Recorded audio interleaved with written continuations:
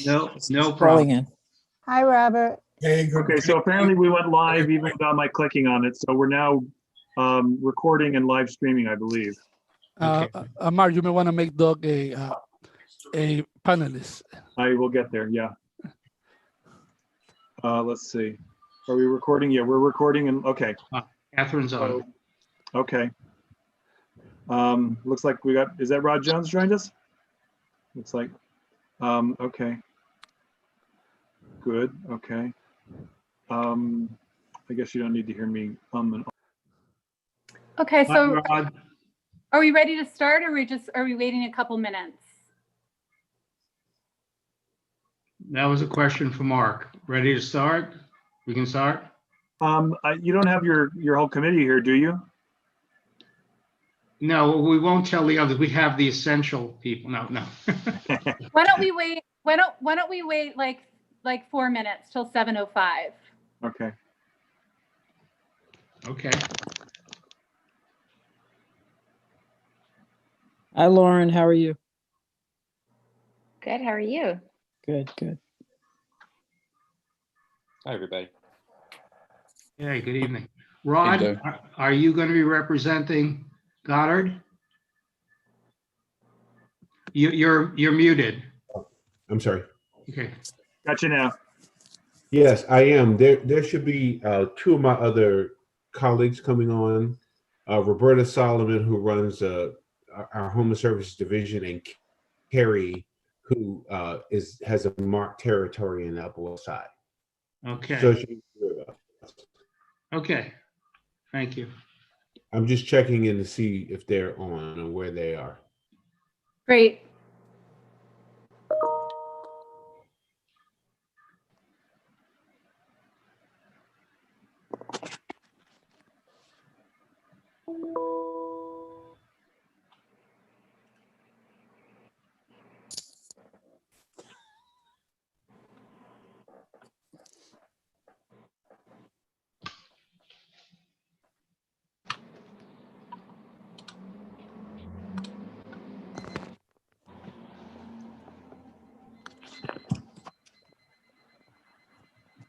There's Carrie. Okay. Good evening, Carrie.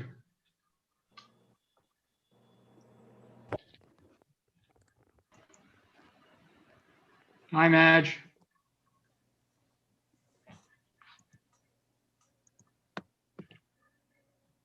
Okay, 1, 2, 3, 4, 5. Robert. 5 of our committee members are here. Okay, great. Is Audrey here? Yes. Audrey's here. Audrey, can you take minutes tonight? No, I'm sorry, I can't. Robert, can you take minutes? Put a gun to my head. Thank you so much. Thank We you. take that as a yes. Yes, we can take that as a yes, and we appreciate it.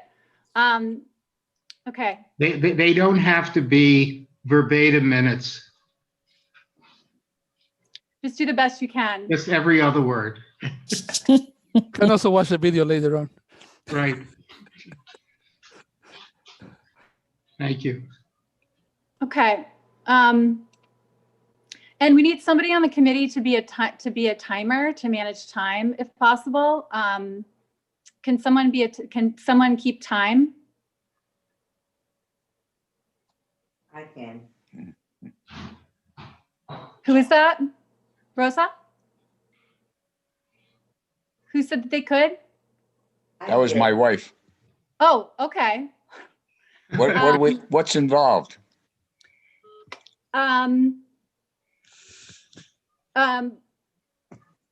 Just keep time when people are speaking. So we're at 7:05. So I'm gonna I'll give directions on that, Richard. Are there time limits? There is going to be time limits. I can keep time also. So let's get started for now. And it's great to see everybody here. I want to welcome everyone. My name is Catherine DeLazaro. I'm the co-chair of the Health and Human Services Committee. And I'm going to talk about the agenda for tonight and some of the protocols in just a minute. But first, I want to hand it over to my co-chair, Sheldon Fine, who's going to speak for a couple minutes. Okay, good evening. I wanted to spend just a few moments reflecting on the passing of David Dinkins.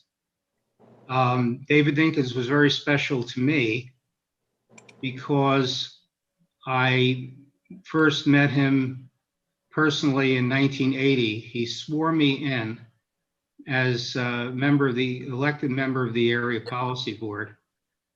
But more important, and there were other interactions, but the strongest one was related to this board.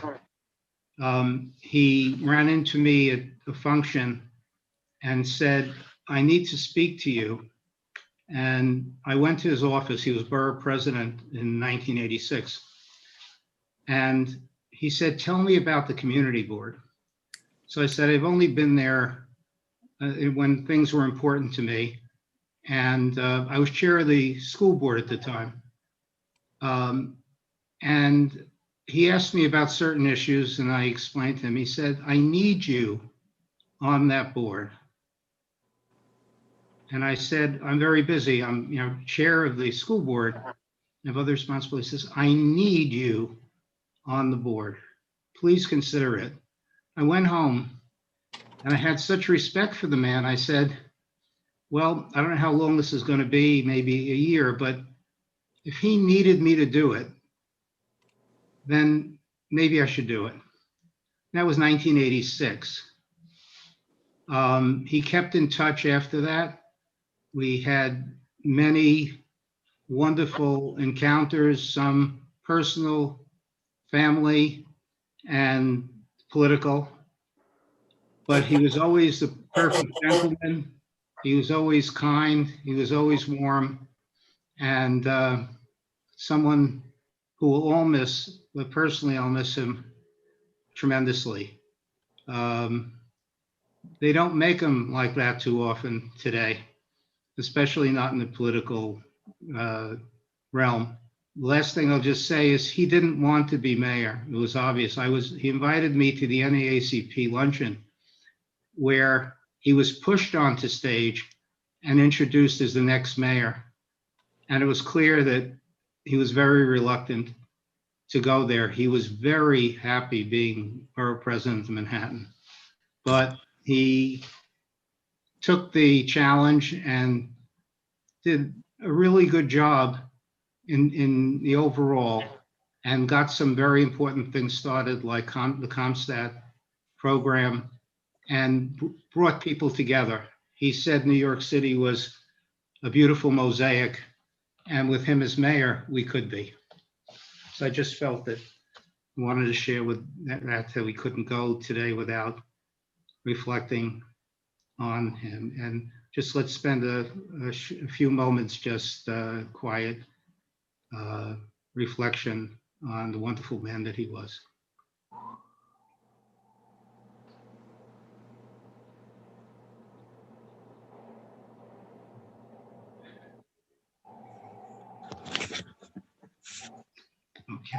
Okay. Excuse me, I'll do the timing if you like. I finally figured out how to do it. Okay. You want me to do the timer? Okay. Yep. Terrific. Thank you. Okay. So thank you, Shelley. So I'm going to explain what the agenda is for today. First, we are going to hear from speakers. We're going to learn strategies for meeting the needs of those living outside or on the street. So we're really excited to have Lisa Lombardi with us from Urban Pathways, Lauren Taylor from the Manhattan Outreach Consortium and the Center for Urban Community Services, Linda Yance, Rod Jones, and Carrie Goldwyn from Goddard Riverside. After that, we're going to discuss the resolution called Condemnation of Hate Crimes and Support for Education and Training. After that, we're going to talk about our upcoming meetings for the next 3 months, just to get ideas and hear from the committee. And then after that, Mohammed Takani from CUNY Graduate School of Public Health and Health Policy is going to present on Bill number 1326, which was introduced by Councilmember Mark Levine. And Mark Levine is going to join us for that. So that'll be great. I want to go over the protocol for our discussion today. The speakers will, and this is the discussion on strategies for meeting the needs of those living on the street. The purpose of today's meeting is really for our education, for us to learn from the speakers. The speakers will each take 5 to 15 minutes to share their work for the purpose of educating us on strategies for meeting the needs of those living on the street. We look forward to learning from all of you, and we're really glad that you're here. After everyone finishes, we will then take questions in response, first from the Health and Human Services Committee, calling on each person one at a time, and Shelley's going to be chairing this discussion. And then board members, and then after that, members of the public. I'm going to post a link for the community to sign up to speak. This is my first time creating this kind of form, so I'm hoping that it works. It should. So this is directly speaking directly to everyone who's joined us tonight. We're really glad you're here. We're excited to hear from you. Please focus your questions tonight on the topic of tonight's discussion. And in response to what the speakers share, as mentioned, the purpose of tonight's meeting is really to learn. Each person is going to have 1.5 minutes, at which point we'll stop you so that everyone receives the same amount of time. We're a community, and to solve problems, we have to talk in ways that are respectful, collegial, and professional, and as much as possible in ways that assume goodwill. This means that we focus on addressing issues, not making personal attacks, bullying in any way, or slandering individuals by name. It's inappropriate to speak in ways that are derogatory towards groups, including and especially those experiencing or at risk of homelessness. We respect and encourage diversity of perspective and opinion. Comments are most effective and easiest to understand when people speak from their own direct experience rather than claiming to speak for all people in the community. Please use your legal full name in the chat and sign-up sheet. If you notice something in the chat that we miss, please let either me, Catherine DeLazaro, or Sheldon Fine, or Mark Diller know if there's something that we should be aware of in the chat, because we don't see everything or even most things. It's necessary for every participant to follow these guidelines in order to maintain a space that is as inclusive, welcoming, and safe as possible for everyone here. No one will be removed from the room or interrupted as they speak unless they're acting in ways that compromise these guidelines of civility. We don't expect that to happen tonight at all. And we're glad you're with us, and we want to hear from you. So please give me a few minutes to post the link to the sign-up sheet in the chat, because this is my first time creating it. And I am going to hand this over to Sheldon Fine, who's going to chair this portion of the agenda. Okay, thank you. I'd just like to suggest that since we'll have all our speakers speak in order and not have questions in between, to jot down questions you may have for a particular speaker or for all of the speakers. And if you think of it in terms of questions, these are the people who are most familiar and spend a good part of their lives in work and dedication to the people who we're discussing. And so we can learn from them, and that's really the purpose. So questions are in order, and sorry we can't break it up, but it'll get too unwieldy, and we may not, also we're asking people to give of their time in the evening, and we appreciate their being with us tonight. So we're going to start with Lisa Lombardi, who's a Deputy Executive Director of Urban Pathways. And if you can begin by telling us what Urban Pathways are. Okay, good evening, everybody. Thank you for having me. So, as you know, Urban Pathways, we've been in existence for several years, from the 70s to current, and we have a large portfolio of services, and that includes street outreach, drop-in center, safe havens. We do a couple of bids on the street outreach also, Flatiron bid, fashion bid. We do the bus terminal, the GW bus terminal. We also do Kennedy and LaGuardia Airport. We also do what we call supportive extended care, supportive housing, where we have a mixture of supportive housing properties and also permanent housing. And we also do a congregate care facility, and we also do scattered sites. So we have a pretty large portfolio. One of the things I know that we've talked about up in the in this community board has been really what we call safe havens. And I think the safe havens are the key to, as we talk about strategies and really helping with the homeless situation in the communities, is that we believe safe havens are really a large answer to a lot of our problems. We believe in small, we believe in client care, client-centered, where most of our workers will have, let's say, a 1-to-12 ratio of clients, so that is where a client will come in off the street, go to a safe haven or a drop-in, and then from that point on, we will try to get that client ready for permanent housing. And permanent housing is the key, housing first. We all agree that housing first is what helps all of our clients do better. The issue, I would say, the hard part here, I always say homelessness is very, very complex. It's not simple, it's understanding, it's partnerships. So all the people here that you invited tonight, we all partner together in different ways, all really doing the same thing. We might do it differently, but the goal is the same: to help our clients get off the street, to help our clients get service, to treat them with respect and dignity. And we strongly believe that that's the key.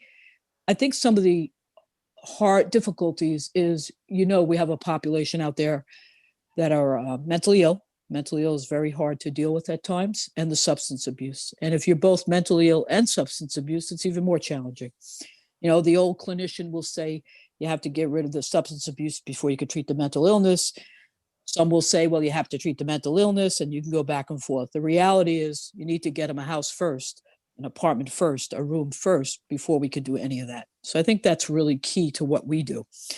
Also, I also believe that in working with different clientele in different places, you're trying to be part of a community. And being part of a community is that we live in the same neighborhood you live in. And we strongly believe, Urban Pathways, that we have to be a good neighbor. So we're not out there saying, oh, come and do what you want, even though safe havens give you a lot of flexibility and you're able to come and go. But at the end of the day, most clients respond to good structure, good services, good management, as we also respond to being a good neighbor.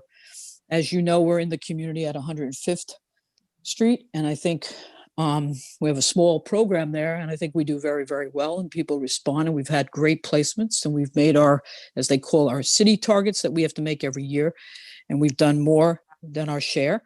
And that's where people start to say, wow, I don't mind coming to 105th. They service us, they provide food, they provide shelter, and they provide permanency.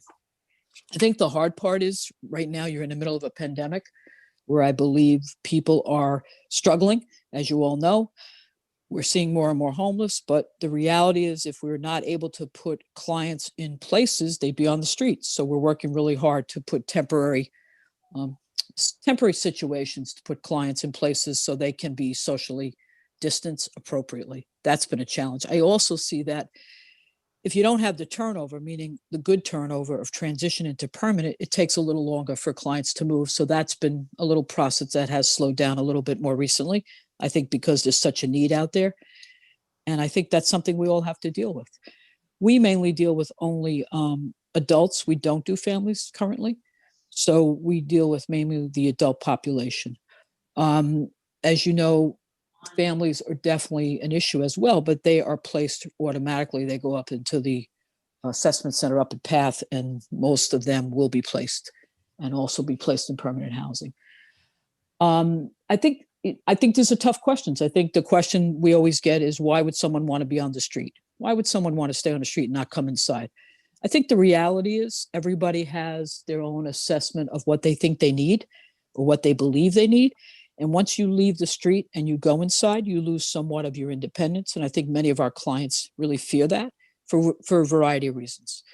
Some just feel they don't want anyone telling them what to do, or they just feel that, they are clinically or using substances. And once you go inside, there's more rules than they really can manage. And then the argument of taking medication, not taking medication. So there's a wide range of issues that I think we deal with. But what I do believe in, and I think we believe in this, is building the relationship, the trust with the client. And I think eventually most clients respond if you provide that good communication, giving clients an option, giving clients back some of their own responsibility, their own dignity, and what they want. And that's not always easy, but it takes time. And once you do that, I do believe clients respond well based on, just think about doing this every single day. You're on the street every day trying to ask a client to come inside or accept services, anything. And you're doing it every single day. And you see the same person on the same corner and they keep saying no. And then one day they say yes. And you're sitting there going, you're probably surprised that they said yes. And you're saying, okay, wow, I get to place this client. And then when you have that continuum and then they go into their own apartment in independent living, that's probably the greatest joy most of us have, is to see that and how that client transformed their personality of saying, I've never had an apartment, I've never had a key, I've never been on my own, and what that does to them. And that's something I think we all agree on, that is the most important thing for us to get to. I know we have a tendency to look at all the issues. We've had homelessness for a long time. When I first came to Urban Pathways, I felt there were things that clients were really responding.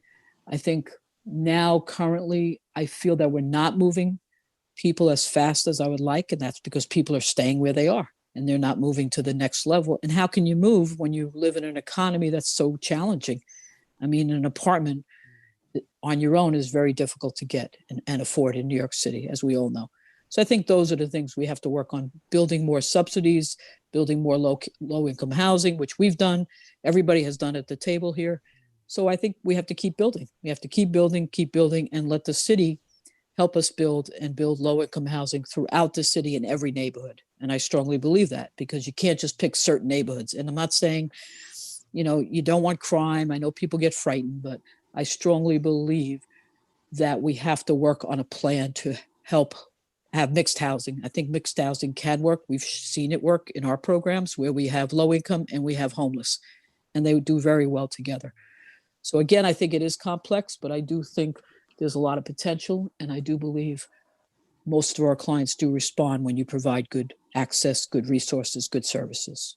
So I hope that helped a little bit, but there's always a lot more in education. And I do believe it's a partnership, and being open and listening is really important. We don't have all the answers, but I'm always fascinated by people who want to learn and want to listen and want to help, because we do need your help, every one of you. Thank you. Thank you, Lisa, and that's exactly why we're here tonight. Next, we'll have Lauren Taylor, and Deputy Director of Manhattan Outreach. If you could tell us first what your organization does and where your responsibilities lie. Absolutely. Thank you for having me. Again, I'm Lauren Taylor. I am the Deputy Director for the Manhattan Outreach Consortium at the Center for Urban Community Services, also known as CUCS. So the Manhattan Outreach Consortium, we are the DHS contracted, the New York City Department of Homeless Services contracted outreach provider for the borough of Manhattan. We work together with our partner agencies, Goddard Riverside, who's also on the call, and Breaking Ground, as well as our own CUCS team, to cover the entire island of Manhattan, 24 hours a day, 7 days a week, providing street outreach services and housing placement services to individuals living on the street. So like I said, 24 hours a day, 7 days a week, we have teams in the field, meeting people where they are, meeting people on the street, building a relationship, building that trust that Lisa was talking about, forming a relationship in which people are maybe willing to give housing a try. So many of our clients, in fact, I would argue almost all of our clients have experienced even some sort of trauma over the course of their lives, whether that's just the trauma of homelessness in and of itself, or other experiences they've had along the way that can really impact their ability or their willingness to trust and their willingness to maybe make a change. So what our role is to really try to build that relationship so we can work together and then work to figure out what it is that that person is open to, you know, looking at each individual person for who they are, what their needs are, and how we can help connect them to the thing that's going to help make the difference for them. We have teams providing, you know, that assistance in terms of case management. So helping people work towards permanent housing. And I'll get a little bit more into that in a moment, in addition to working together with our both psychiatric and medical services. So the way that we work across Manhattan, we have the island split up into what we call catchment areas, 4 different catchment areas. And Goddard Riverside, who's on the call, covers the Upper West Side and Upper East Sides of Manhattan, as well as a team downtown below 23rd Street. Our CUCS team covers north of 110th Street, basically all the way up through the top of Manhattan. And then our Breaking Ground team works in that kind of midtown area, 23rd to 59th. So we have teams that are working in each of those areas, working with the individuals in that part of the city towards housing. So what does that mean? Our ultimate goal for all of our clients is permanent housing. And we work with clients for as long as it takes to get them connected to housing of their own. And for some people, that is a more linear path. And sometimes that is, you know, more circuitous path, but we stay with people. And that's, I think, a really strong component of the foundation of our work is being consistent and showing up, you know, for people who've maybe had situations where people haven't shown up for them in the past. So we work on housing. Now, in the meantime, while we're working on permanent housing, we work towards, you know, offer people transitional housing options like the safe haven that Lisa was describing. Options that are maybe a little smaller or a little different than the city shelters that offer people something a little different. Oftentimes they're, like Lisa was saying, they're smaller. They have on-site case management services. Sometimes people are sharing a room with fewer people, maybe even have their own room, depends on the safe haven. But trying to connect people into that type of housing to work together with the safe haven staff to move that person into permanent housing. We can also work on permanent housing, you know, from wherever people are willing to accept placement. You know, some people want to just focus on permanent, but we are always offering people, even if they say no 50 times, you know, we're always offering and always trying to bring people in off the street. We provide case management, like I said, in terms of working on the housing process. So we help people complete the documents that they might need to have what's called a housing application. We help people obtain their identification, like a birth certificate, a photo ID, a social security card. We help people with obtaining a source of income. Some of our clients are employed and working, and they can use that income, you know, towards housing. But we also assist with public, you know, helping connect people with public benefits or social security if they're eligible for that. We also work together with our psychiatric and medical services. So we work together with Janie and Medical Care, which is an affiliate of CUCS. So all of our teams have psychiatric providers that work with our teams, helping to both provide support around the housing process, but also to provide, you know, assessment and treatment with individuals if they're open to that. As Lisa said, you know, we operate from a harm reduction and housing first perspective, meaning that, you know, someone's substance use or mental illness isn't a barrier to housing. We want to bring people in and help them, you know, address those issues when they're ready, you know, as they're ready to, and provide them the support to address those issues when they're ready to. And the other component of our, working with Janie is we have a street medicine team made up of a registered nurse and a nurse practitioner, and they're able to really connect people with medical care who maybe aren't open to connecting with traditional medical care or medical services in the community. So we bring the care to them and connect with them in that way. And sometimes that's also, a way that we engage people. Maybe somebody is willing to talk about a medical concern first. Maybe they're not quite ready to talk about housing, but they are ready to talk about, something that's going on for them. And so, we work together with that kind of triad of services, the case management and social work component, the psychiatric services, and also the medical care. And we, of course, we also help connect people who are interested in substance use services or treatment. We help connect people with that as well. So once we help people get into the housing process, work through moving into their own housing, we stay connected with people for at least several months after they move into permanent housing, just to ensure that the transition into their new environment is working for them, that they're connected if they're moved into permanent supportive housing of some kind, that they're connected with their case managers. So it's really about staying with people from that whole trajectory from the street all the way until they're settled into their permanent housing. Our teams have been doing really incredible work during the last many years, but especially over these last several months of the pandemic.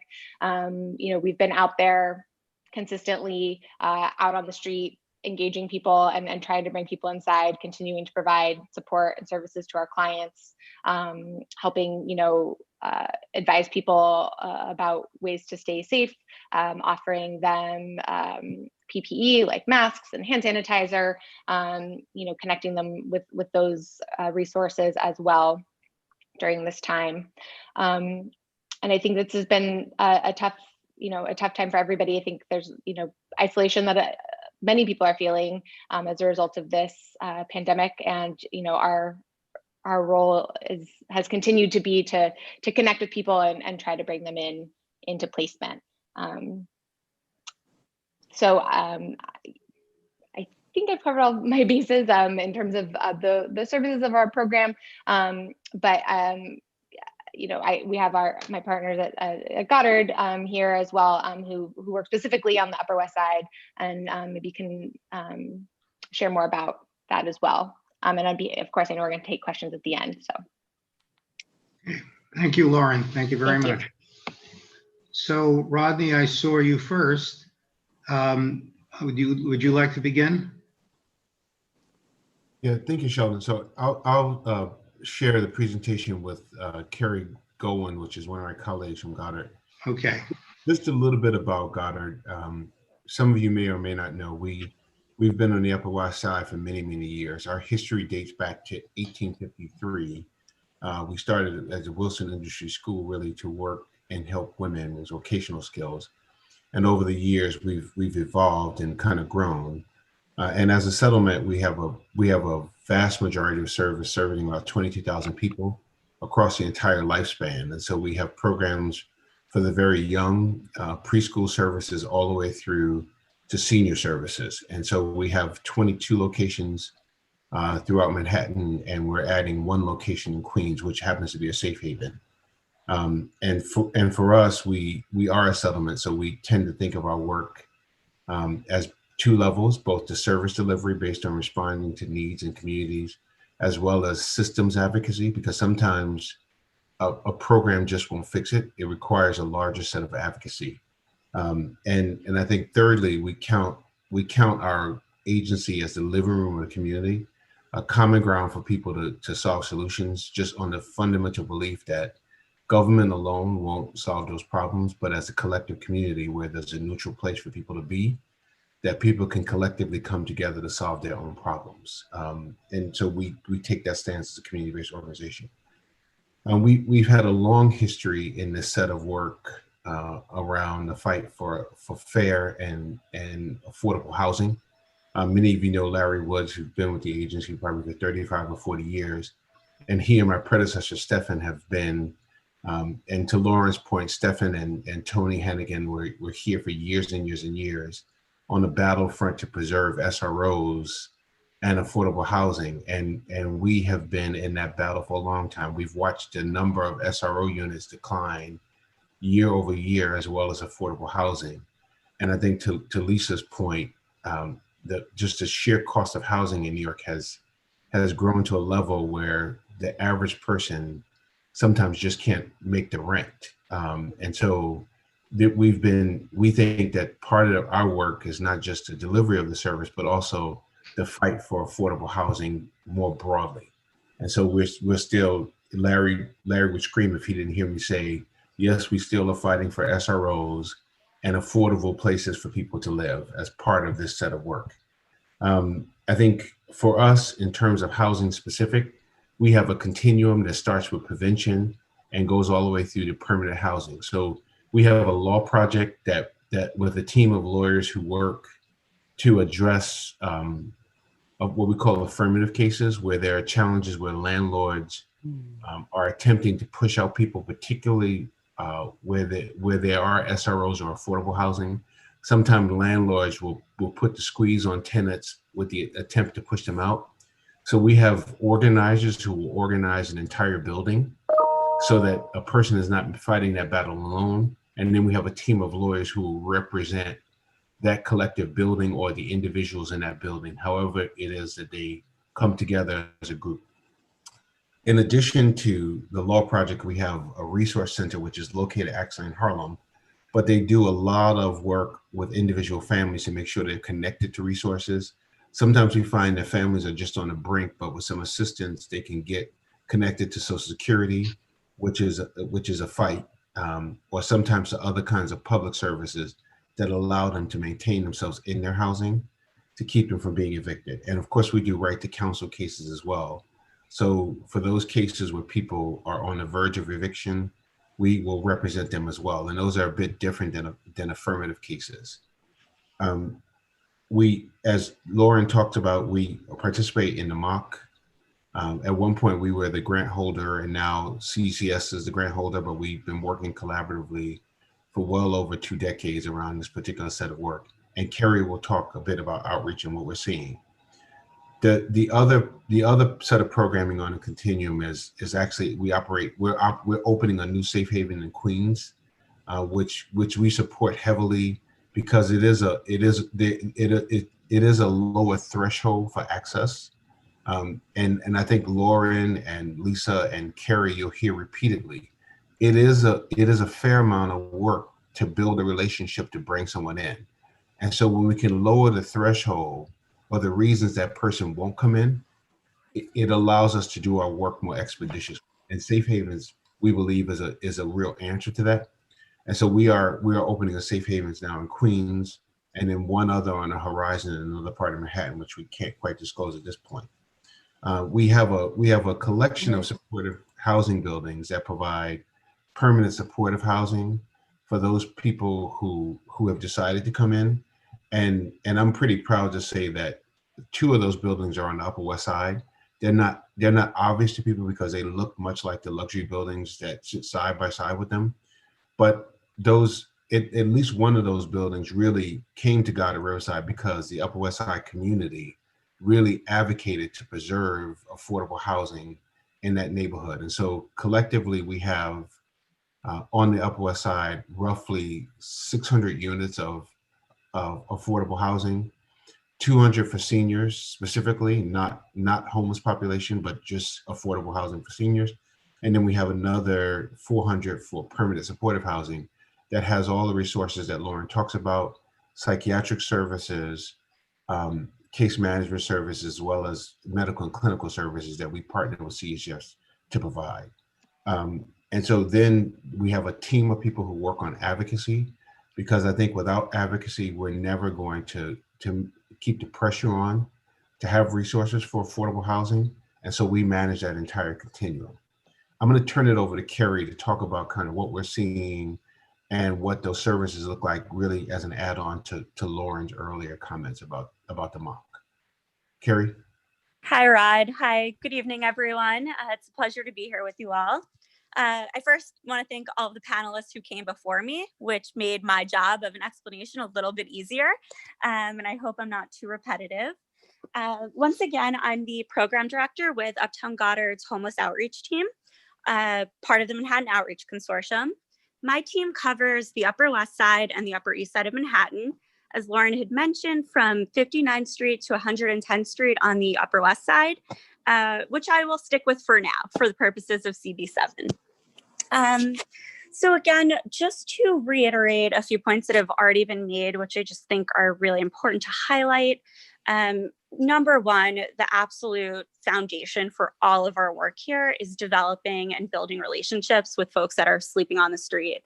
As many people as Laura, Lisa, Rod have already alluded to, there's been trauma over the course of their lifetime. There's been trust issues. And sometimes it can take anywhere from one engagement with someone to hundreds until they're willing to accept services. Another important point is accepting services might look different from one person to another. Sometimes we meet a person on the street and right away they are ready to come inside, and we love that. As Lisa said, our goal is permanent housing, and there is nothing that is better at the end of the day than when you meet someone on the street and then you follow them all the way to them opening the door to their own apartment. It's the most rewarding thing, and it is everything that drives our work. So along the way, there might be folks that are ready to try a safe haven, ready to try transitional housing. And, we work as soon as possible to get them inside. And often we're able to place them that very day. There are other folks who might choose to stay on the street while we work to secure them permanent housing. While it might not be our ideal plan of how the housing process might work, again, as Lauren mentioned, we are meeting folks where they're at, and we are offering a whole range of services, everything that Lauren had mentioned, from placement to helping them get IDs, connecting them with benefits, connecting them with medical or psych treatment, and anything else that might, come into play in anyone's given life. If it's something that we don't directly provide, then we're going to make sure that we link them to resources or agencies that are able to meet those needs. I think, I just want to take a moment to, again, focus in on the Upper West Side. Again, as I mentioned, my team covers Upper East and Upper West Side. And I think that over the last 4 years that I've been in this role as a program director, one thing that I've noticed that is very unique to a number of the folks that are street homeless on the Upper West Side is that many of them are so tied to the community. It's a sense of security. It's what they know. It's where they feel comfortable. And there are so many folks, more than a handful, that are on the street and waiting for a placement, whether it's a safe haven, some sort of other transitional, or ideally permanent housing that's located on the Upper West Side. And we're so grateful to Urban Pathways and Lisa for opening the safe haven on 105th Street. We have a number of clients there. And I think that there really is a need for, again, more safe havens, more transitional housing in the short term, to move folks along into permanent housing, and increasing folks' access to different parts of the city, especially here on the Upper West Side. Again, which has already been talked about, the length of time that folks, it seems, are staying in safe havens or transitional housing has increased over the years. I think that, the need for more affordable housing units, more supportive housing throughout the city is dire. Even if we wanted to house every single person on my team on the Upper West Side alone, there aren't enough apartments right now to house them all, whether they have a housing packet or not. And then, you compound that with folks throughout Manhattan, with other outreach providers, all vying for a very limited number of vacancies in affordable supportive housing. So I think that the real solution here ultimately is more safe havens, more funding, more affordable housing. Let's see if there's anything. Again, I think, last point that I'll just make, since we have touched upon the pandemic and the trying times that we are all no doubt feeling right now, one of the biggest changes I think that I've noticed across the city, not necessarily just the Upper West Side, but I think you feel it in the community, especially because it is so residential, is with public spaces shutting down, with libraries closing and other, community resources where folks who are street homeless or not, or housed, would spend much of their time during the day, are no longer available. And so I think folks are outside on the street and more present than they themselves might prefer to be. I think that as far as, we run into a mixed bag of people that are on the street, and, there are definitely a large number of people that are apprehensive to accept congregate setting placements, whether it's a double room placement or dormitory style setting. But then again, there are just as many folks that are very eager to come inside off the street. I think that the greatest challenge that I see for folks on the Upper West Side is really feeling very tied to the Upper West Side and really holding out for a placement to become available that's within the vicinity. I think that there's a lot of folks that over time, it could be months, it could be years, eventually might come around and try something that's outside of the area that they prefer. But the process would be a lot quicker if there were more opportunities and more offers to suggest and present. And lastly, last point, and then we can turn it over to the next part of the segment or panelist. Again, I just want to highlight the housing first premise that Lisa had talked about in the beginning, where substance use, mental illness are not barriers for folks being quote unquote housing ready to come inside off the street.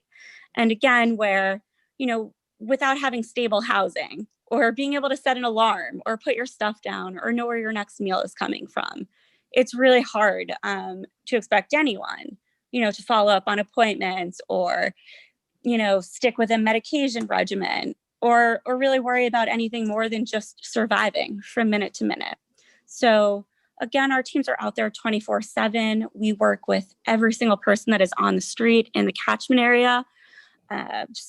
Many folks are accepting of services, others aren't. But again, as Lauren said, we don't get discouraged and we don't get turned away. If we hear no, we will keep asking until we finally get that yes. Okay, thank you, Carrie. We're going to have questions from our committee members and other board members, and then from the public. I just have a couple quick ones. One deals with the numbers in the community. How have they moved and I think increased, but to what extent in the past several months?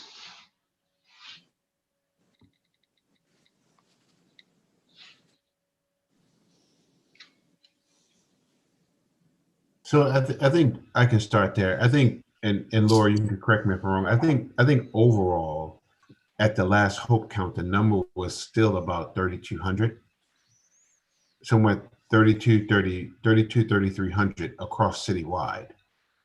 I think the number compared to last year, there was a slight difference, but not a huge difference.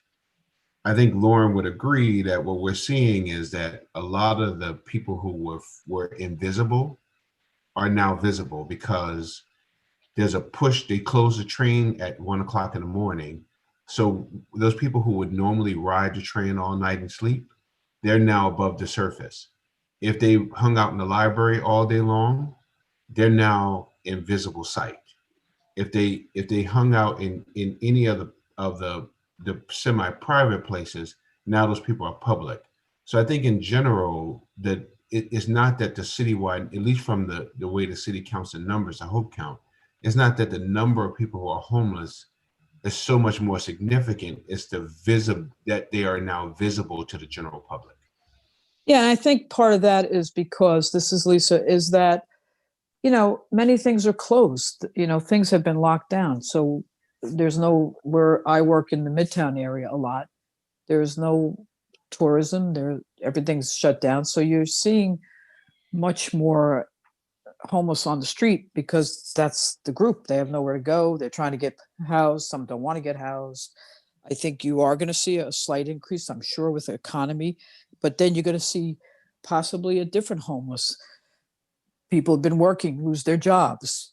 So I think we have to really start looking at that and see the difference. And if there's a trend where it's low income, middle income, losing jobs, losing apartments, losing homes. So I think you might start seeing that a little bit too. The other question is in terms of the safe haven, about how many in a given year or period of time are people moved? How many people in a year are moved into permanent housing? What percentage?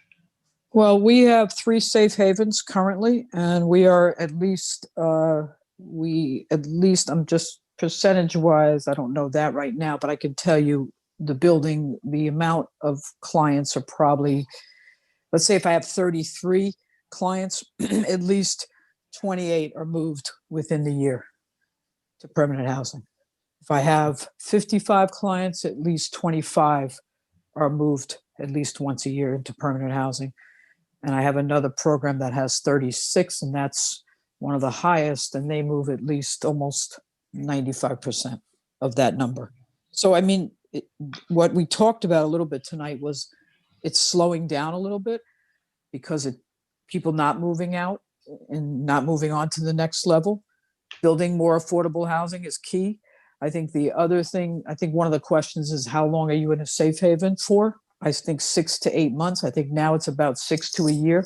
Sometimes it just takes longer depending on what subsidies are available, depending on client participation and how ready they are, meaning they have to get certain things in order to move, and availability. Availability is key. If you have someone ready and you have no so we have some clients waiting 2 and 3 months to move into a room or an apartment, but we have to wait for that one person to move out or for that apartment to be ready. So it's a constant moving, but they do move, and we do have a good percentage. I can only speak for Urban Pathways. I know the rest do the same we do pretty much. Okay. Catherine, you have any questions? Is Catherine there? Yeah, thanks. It just took Okay, me a sorry. second to turn off the. So I have like a few questions for the presenters. The first is, what are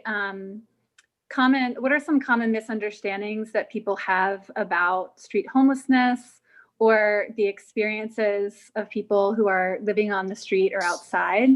And what would you say to kind of correct those misunderstandings?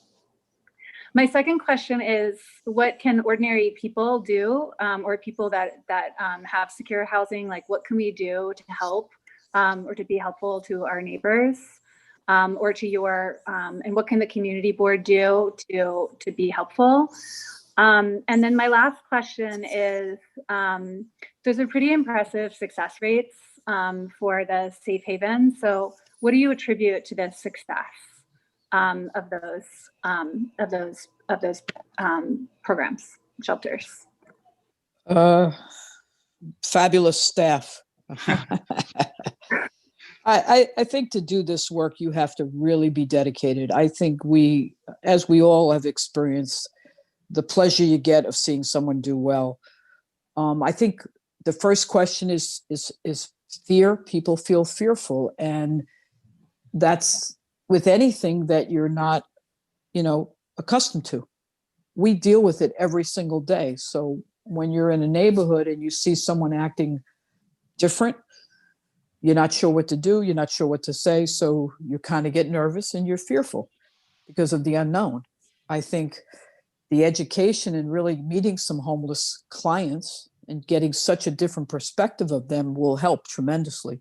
I invite people to come to any of our programs and see what we do, and you will get a very different perception of our homeless population. People think they're not willing to do certain things. They're not willing to work. They're not willing. I mean, we go on and on. But I don't believe that. I believe that when you talk to people and when you have a compassion and a concern and a real genuine listening, people respond well to that and helping. The community board, I think, would ever help us get buildings, get programs. I think they do help as long as we're good neighbors, as long as we're good partners. No one wants to be unsuccessful. I don't know how many people know that 105th Street, there's a safe haven on a beautiful block that I can't afford to live on. So, I mean, it's incredible. They get meals, they get services, and they get to go to permanent housing. They get employment services. They get all kinds of services, which sometimes the community doesn't see. They see with the one negative that might happen, the one issue that might happen, or the two issues that might happen. We don't encourage violence. We don't encourage drugs. We don't encourage any of that. We try to help, and we're not punitive if they do those things. It happens. Addiction is a major issue, not just with homeless people. Mental health is a major issue, not just with homeless people. So those are the things that we could use help with and understanding. Come see our programs. Come talk to some of our clients and get their perspective and how they feel they're treated when they haven't done anything, some of them. I'm not sure the third question. Did I miss the third one? I think you got everything. I think Thank the you. only question was like, what can I think you got everything. Good. I just want to let everyone know, and I meant to mention this and I forgot that the district office, thanks to the hard work of the district office and of our board chair, Mark Diller, the final draft of the district needs statement is now posted online. There is a long and detailed section on homelessness and housing needs. And that has a lot of information. So I saw someone asked in the chat what the numbers are in terms of people who are living on the street, and the speakers can correct me if I'm wrong, but the numbers that I remember and that I believe are cited in the district needs statement are that there's an estimated 80 on the Upper West Side, and I think it's close to 4,000 citywide, if that's correct. And the numbers have gone up, especially in Manhattan, I think by 55% in the last year. But there is a lot of information in the district needs statement. May I interrupt for just a quick second, because I'm trying to keep track of the chat as well as Q&A and so forth. And I remind the chairs that the Q&A may have some questions that you'll want to at least see and make sure get covered. But I'm starting to see aggressive language in the chat again. I'm not going to call out names at this moment, but we're having such a positive and productive conversation, and most of the chat has been in that spirit, and I thank everyone for that. The chat is there. And I don't want to shut the chat down, but I'm troubled. There are folks that are saying things that are aggressive about each other, and I'm seeing it again. And the admonition to be kind at the end of a statement that says that you're being cruel is not the spirit that Catherine laid out for us at the top of this meeting. Please don't provoke us, and please don't provoke each other. We want to have a positive and constructive conversation, and I don't want to take any further steps, but please don't push me that way. This is not an appropriate way to be talking to each other in community, and I will just leave it at that for now. But we're watching. I can't see everything that goes by. I'm troubled by what I'm seeing a little bit, and like I said, I won't mention names right now, and I'll shut up. But please follow the rules that Catherine very carefully and very considerately laid out for us at the top of this meeting. Thank you. Forgive me for interrupting. Okay. Committee members, Robert? Hi. Just wanted to ask, I have a question, but I also wanted to comment that having done so much of this community-based rehabilitation work in the past, I think it's a genuine testimony to the quality of the legislated community rehabilitation model that goes back to the 80s and the 70s, and that was certainly functional when I was in it in the late 80s and the 90s and 2000, including the small units, the 20-unit supportive housing unit and so on. and the expansion of services and the calls that would come in from OMH. In those days, we worked with OMH, and OMH would tell you, Lisa, they would tell you, open up 20 new beds, please. And we want 20 new beds in the Bronx. We want 20 new beds in this location or that location. Now, what I have not heard in the several years that Health and Human Services have been addressing this issue as to the levels of service. In those days, we called it levels of service. You have intensive, then you have supportive, then you have an advanced supportive, then you have supported. And that's my point. I used to manage the supported housing level. Every person, and of course, everyone had access 1 and so on. And there was a separation between access 2, which is substance abuse, and people with non-access 2s. Was that when you graduated from supportive housing, there was another level, which is being called permanent housing now, but we call it supported living, and that's what I manage. So we had arrangements with all of the landlords, borough-wide, for individual apartments to be leased to the agency, and then we would write a sublease for that client that was ready for independent living, which was a completely different definition from supportive. Because though you needed services and you would get services as you need them, we're talking about people who were CPAs and linguists and physicists. We're talking about people who were high functioning individuals, but that they had this condition that had to be attended to. And that, so I don't hear supported living. I don't hear the word at all anymore. And I hear certainly permanent housing, but always permanent housing. Is it the same thing? Because what I'm seeing is a shift to a community-based organization, whether it's Urban Pathways or Wishfish, that is constructing their own housing at different levels, where we would have in those days contracted with the landlord, the major landlords that have lots of units, and we would contract. Right. So what's the shift?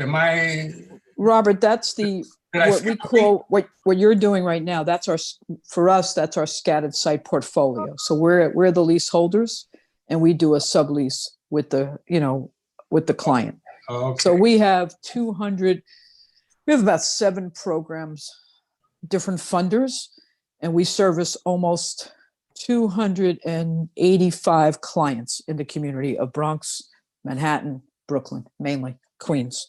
So that is supportive housing that we hold the lease and we work with the client. A lot of these programs are supportive, but they can be where they call extended care, where they stay longer, and that's fine as long as they follow. You want them eventually get their own place, but what I said earlier, what's the holdup is that many of our clients cannot afford their own place without a subsidy. Many of Section 8 used to be a big item. That's less and less for that's less and less for people right now. It's very hard to get to Section 8. It's long lists, and I don't get it. I think it's one of the better programs we've ever had. When I worked back in the 90s, late 80s, many people, I worked in Westchester, I worked in the city, many people got their Section 8. Now it's very hard to get, not as easy. So that was the perfect, I felt, best subsidy that most clients could get. All right, thank you. Madge, any questions? Yes, before COVID, a lot of religious institutions in the neighborhood had shelters at night, places for people to sleep over, or even just places to eat. I think most of them are closed now. How is some of the street homelessness increased because of it, and how can it be dealt with? And do you think any of the institutions will be coming back into these programs soon? That's what we call the faith-based program. We used at the drop-ins. We used at the drop-in center. They were amazing. They are amazing. We've had to, close that. But as many of you might know or not, we were able to move our drop-in clients over to what we call the Aladdin Longacre Hotel. And we have about 60 clients over there that we service, and we have staff. So that's been helpful. You're right. I think it's really challenging because the faith beds, we would have them go there at night and come back in the morning. So that's been challenging, but we have found other alternatives that has helped. Not sure about the other. I know in the Aladdin, we have also, CUCS is also there with Urban Pathways servicing over, I guess, 100 people total. Mhm. It's really working quite well, Yeah. considering. Yeah, I think that's a good point. You said about some of the stabilization bed options that have come online, new housing options for people during this time that people have really been open to accepting, and we've been able to move people in off the street during this time into some of those new options as well. But Madge, I think you bring up a good point, and it kind of relates to that concern we brought up in terms of just services not being available to people in the same way right now, and whether that is services specifically for people experiencing homelessness, or for the just everybody in the community, that's really impacted where people are able to spend time, how people are able to get connected to other services. So it's something that we've been very mindful of, and helping to try to connect people with other options or some of the other services, especially around, like food distribution, and things to make sure that, people still have access to those resources, but then also simultaneously still trying to continue to motivate people to come inside and maybe get access to some of those services that, might not be available in the same way that they were before. And I'm hopeful that things come back, so some of those services come back in the same way, in the future. But I think it's a matter of, we're just not sure what things are going to look like just yet in terms of COVID and the pandemic and all of that. Rosa, do you have a question? No. Courtney?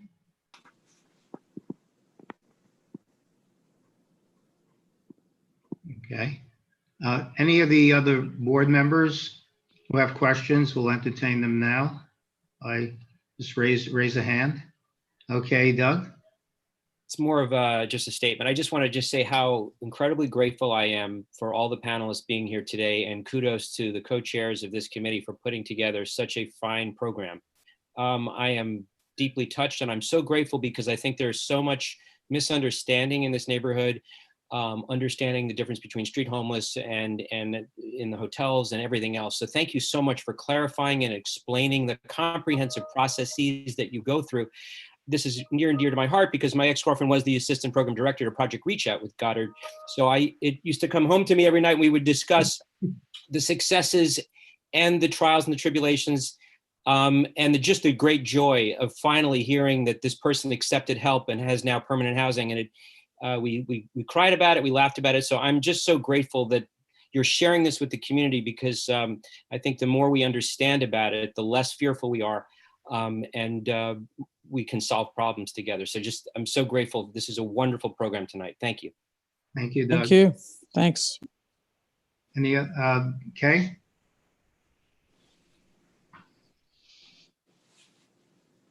Sorry. I want to follow up, yes, and echo Doug's sentiments there, but also I have a sort of a practical question. I deal with some street homeless people on a daily basis and have a relationship, and a couple are members of my church, and at least one has applied for help through Goddard, and it's been a long time, and I don't know where the problem is or where I just would love to know who to follow up with from your shop, how to make something happen. That would be Carrie on our side. The other way we're connected is with the 311. So we operate the dispatch for the mock. So there's really two ways. One is 311, and the other is Carrie. Carrie is the point person for our teams. Okay, so but if this is a pending application for assistance, that would be Carrie to follow up with? Something Yes. that's in the pipeline already? You can definitely reach out to me. Yes. Okay, good. And I think that brings up to just some of the processes that can take time, and the kind of what happens. We work with everybody, with each individual with what their needs are, and sometimes that's varied. Sometimes there's more difficulty obtaining something for somebody, maybe for example, they're having a really hard time getting their birth certificate from for whatever reason, and so we're working on those challenges. Or they've we have all the pieces of the puzzle together, but we are there's not a permanent housing opportunity for them yet, and so we're just kind of working to help support them while we motivate through that process. So it could be kind of any number of reasons why those things might come up or might take some time for somebody to move into permanent housing, but the team stays connected and stays involved and continues to support them regardless of how long that takes. And some of it's confidentiality, so be aware of that there is some level of that. And also, I always tell the clients that we have to work together. So my line is, if I'm working harder than you, then something's not right. We have to work together, because many clients are not ready, and when they're not ready, you have to be paid. I'm ready all the time, but they're not. So I have to be more patient, because I know what I want for them that makes it better, but they're not ready. So you have to be patient, and sometimes they might see it differently or feel that they're not getting help or feel something's not happening. But then you find out, as Lauren said, sometimes there are certain things that take time, whether they have to get a birth certificate, entitlements, just things that we have to do with regard to the system for them to move forward. ID is very hard to get sometimes. It takes time depending on who we're dealing with. All right. Any other board members? I'd just like to mention along those lines that I worked with someone for 4 years, and right away he could have had an opportunity for housing, and he went, and then he turned it down, and he's back on the street, and it went on, and every once in a while he'd be ready, and then he felt he wasn't ready, and then suddenly one day he said, "I'm ready." And fortunately, it happened not too much later, and he lived somewhat happily ever after. But you don't know why people have reluctance to get help that seems basic and obvious, but each person's different. And So true. So true. So Shelley, I see Melissa Rosenberg has her hand up. I'm not sure if you see that. And then we have, I think, 4 people from the community that have filled out Catherine's sign-up sheet, which appears to work. There's actually, what I'd actually recommend is that we hear from Melissa, and then we hear from those who have signed up on the sign-up sheet about this topic. There's 4 people, as Mark mentioned, and then we can address the questions, and as many of the questions as we can in the Q&A. But we do have a very full agenda, so I want to be mindful of the fact that it is 8:15. So we are going to keep the public comments at 1.5 minutes. And then there's someone who signed up to talk about something that's not on the agenda, which is smoking. That's Jenna. And so I want to get to that person before we move, after everybody has a chance to make comments about homelessness. So Jenna, we'll get to you kind of at the end of that discussion before we move on to other things. So I think Melissa's next. Melissa, go ahead. Sure, I'll try to keep this quick. I'm just kind of curious I'm not sure who's the best person to answer this, maybe Rod, but about how kind of law enforcement interacts with street homelessness. And I feel like there's a lot of asking from the public about, like, can we get the police more involved? But I'm just curious in your view, when the police are involved, sort of like, what's the immediate impact on people who are street homeless, and is it helpful? And whether people are arrested or not, like, what's the kind of immediate term outcome? Yeah, I think Carrie or Lisa or Lauren. I think it goes back to partnership, and the police are very helpful. And sometimes it's difficult because you're trying not to criminalize homelessness. I think where it's helpful is when you have a team that goes around and really genuinely interested in helping someone. However, if there's a crime, then that's what they're there for. They are supposed to, help and deal with if there is a crime or any kind of violence or anything like that. But what we try to do many times, what we call is EMS for EDP, emotionally disturbed person, to help the person. I think the one problem right now for many of us is, I think for many neighborhoods, is the whole drug situation on the street. I think it's very hard and very challenging, whether it be selling, using. I wish I had an answer. I wish I was able to take many of them and bring them to program and have them accept program, but it's not mandatory. So that is, to me, more challenging than mental health on many levels for different reasons. Not that we can't do it, but we try. But many people start, leave, come, go back and forth, because that's the same thing where until I'm ready to deal with my addiction, I'm going to kind of float. And then one day they might be ready to deal with their addiction. But what you have to go through is hard. I think the police, we work very well with them at the bus terminals. They're very helpful. But there's like a lot of folks who are good at what they do, and sometimes they get frustrated too. So I think we just have to help each other manage what we see and try to assist and best help the client to the best of our ability. Let me share my experience in answer to Melissa's question with the 20th precinct. Mark, you remember when I made the midnight round with them for the encampments, and there was a team. It's the outreach team, and they work in collaboration with Garden Riverside. There was another provider group from a hospital and a representative, and then of course there were the officers attached to that precinct. And much to my surprise, after doing that work for so long, not the street work, where I had a completely different picture, what I found, and I told them I told the lieutenant, the commanding officer at the time, I said, this was not the police was, outreach was the wrong term, because these were some of the most sensitive case managers that I've encountered in all of my experience, okay? And one of the officers, and I'm sorry I forget her name, attached to the 2O, she had an MS. She had an MSW. She was a cop, and she put it to work with these encampments there in front of Sapporo, in front of 72nd Street and 86th Street and the whole thing, and knew every single person that was a quote unquote character that was known in the area. The guy that's on the island on 86th Street, spends the night there and talks to everybody, that sort of thing, knew them all. There was no aggression, no tone of arrest. And in there were a couple of people who substance abusing, grass and that sort of thing, nothing heavy. And it was all about service. What do you need? At this interval, how can I help you? I've been trying to get you into a place for 6 months and you've been refusing, and this is one of our sub-themes, including a very well-known couple, sisters, twins. And this raises the point that was raised earlier of the attachment to the community, where Goddard Riverside, they had her case. They had their cases. And one had a missing document, but the other one wouldn't move without her. These were identical twins.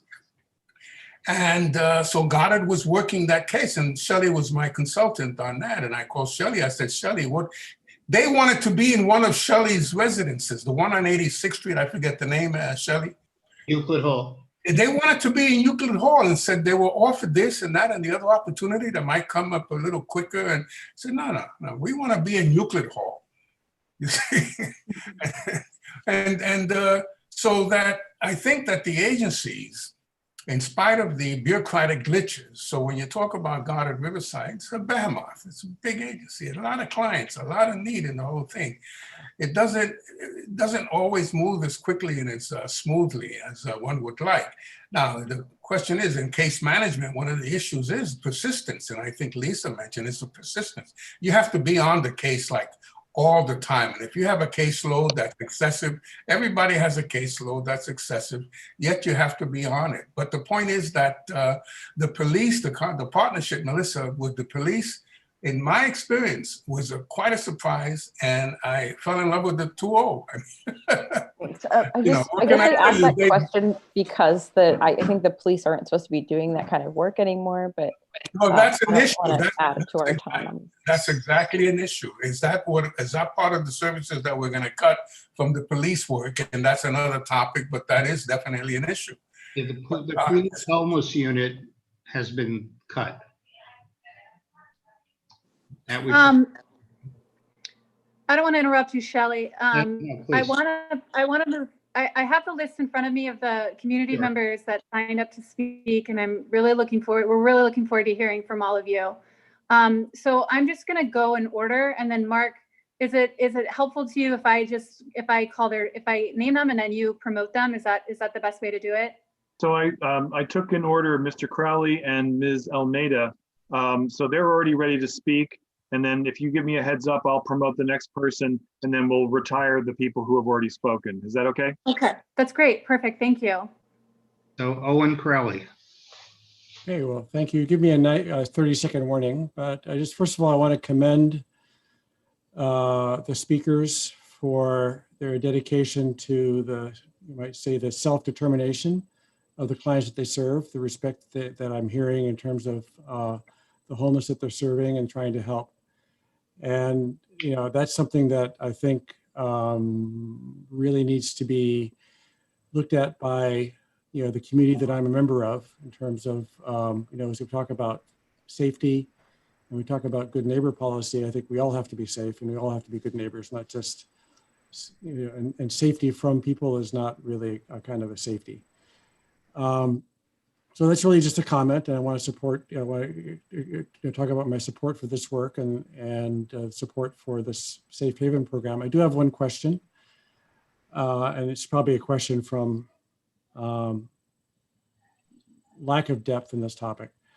But as we talk to people and we try to gain their trust, and by the way, the trust is not only by the person talking to the person, but what they see around them. So when they see people's lives being disrupted and people having lawsuits to expel them from the neighborhood, I'm sure that affects the trust of people that are in the streets and thinking, well, do I really want to get into that whole miasma? So I think it's all, it's incumbent upon all of us to build that trust, not just the people that are interacting directly. But anyway, going back to, as we succeed in getting people off the streets and into supportive housing, I'm curious where the handoff is or what the long-term plan is in terms of months and years and keeping people and supporting people through working out their issues and dealing with their trauma and all the stresses that society brings to you. Longer term, keeping people in housing and part of society. That was almost exactly a minute and a half. Yes. So Madge, you're keeping time. So can you give people a 30-second heads up? 30-second heads up, I will. Okay, thank you. Owen, I think your question is great. And I do think that a lot of the work begins when someone has more permanency in their life of having an apartment and some stabilization for themselves. And I think they're ready to do, and I see people, the clients evolve, who are on the street, who had medical issues, who had a lot of issues, and then they move into a more permanent place. And you see that they work on their issues and are more in touch and relaxed and resting and, sleeping in a bed every night. So our recidivism of that, we have not seen many turn back into homelessness or into other programs. So I think the work begins where they're more open to mental health services or substance abuse services and have more stability in their life. Plus, we provide that as well in our programs. I was going to jump in just to say too, my program is a Manhattan Outreach Consortium, but I work for CCS, and we also operate supportive housing across the city, both single adults, formerly homeless adults, families, and a variety of different types of housing. I think that part of the outreach worker and Safe Haven's role while the person is in that environment is kind of learning more about them, learning what their needs are, learning what it's going to take, what kind of supports they're going to need to be successful in permanent housing, and helping set them up for that in advance as much as possible, and connecting them to a service, a type of housing that would really set them up for success, right? There's some supportive housing where it's more of the scatter site model that was referenced earlier.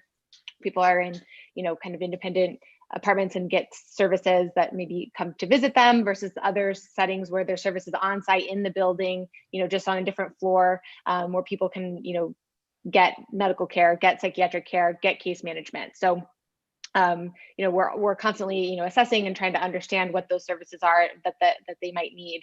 And also the reason why the outreach team stay involved for at least several months, if not longer, when somebody has moved into housing, to really make sure that that transition goes as smoothly as possible and that they're connected once they're in that new environment to people who can help provide them that ongoing support as they, move, as they stay in their permanent housing and maintain their housing. Okay. Our next speaker. That's Ms. De Almeida. And if you let me know who's next. And Mark, you can promote Corinne Lowe and Erica Gerson. Very good. Thank you. Okay. Ms. Almeida. Yeah, thank you so much. I spoke during the full board meeting. Thank you for the opportunity again. I would like to let you know that fighting homelessness is not only taking people out of the streets into housing. I would like to ask all of you to try to keep us in our apartments. For the past 8 weeks, I've been calling the police every day because of drug use in the Days Hotel on the 12th floor where I live. There has been all sorts of drugs. I've been calling the police. The police doesn't do much. They don't either smell or they smell. They're not sure if it's drugs. The landlord doesn't smell anything. Security refuses to come up. I've been fighting this for 8 weeks. It's the same owner as the Lucerne, by the way. So I do not believe that the drugs is only on the 12th floor of the Days Hotel. I don't know what else to do. I don't know what other police to That's call. 1 minute. 1 minute warning. Okay. I've been to the hospital because of these drug fumes I put.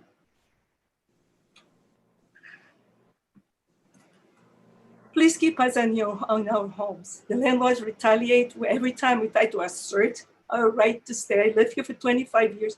I pay my rent, I work, I pay my taxes. I am also attached to the Upper West Side. And Mr. Jones, you don't have to reach me 200 times if you want to help me. You can call me once and I'll call you back. Thank you. Thank you. What hotel was that? Mr. Jones, this building is an SRO building. There's 300 illegal hotel units in this building. What is the address?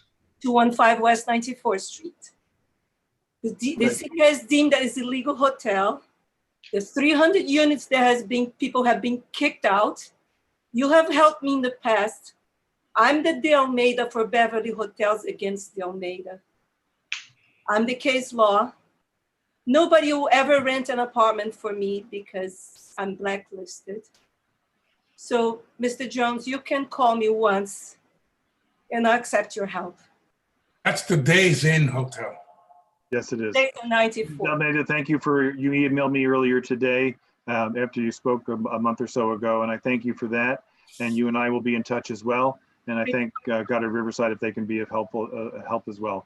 I can't fight this anymore. Thank you. We'll see what we can do for you. And I'm sorry, every time I talk, I cry. Connecting you to people who can help. Thank you very much for joining us. So back to the chairs. Okay, our next speaker. I think that was Ms. Lowe, followed by Ms. Gerson. Is that correct? Hi there. Well, I just wanted to say a big thank you to the panelists. I thought that the discussion was really helpful and interesting, and I don't even think I need a minute and a half. I just wanted to say that, the discussion about sort of providing services to individuals who are unsheltered really highlights the importance of something that I know was highlighted by this committee of, safe haven beds. I think there was a study done that, unsheltered individuals who are offered a spot in a traditional shelter, only 9% of them actually remain in that shelter, whereas unsheltered individuals who were offered a spot in a stabilization bed in a hotel where they were able to have a door that closes and privacy to themselves, 75% of them actually remained in that situation. And so, when we're trying to make the offer of giving people help, it's so important that we actually have the right type of help to give. And I've heard Larry Wood say many times that, if every unsheltered person accepted the offer from our outreach units right now, we don't have the beds to put them in. And so I think really investing in That's 1 minute. Sorry? That's 1 minute. So you Okay, have 30 more seconds.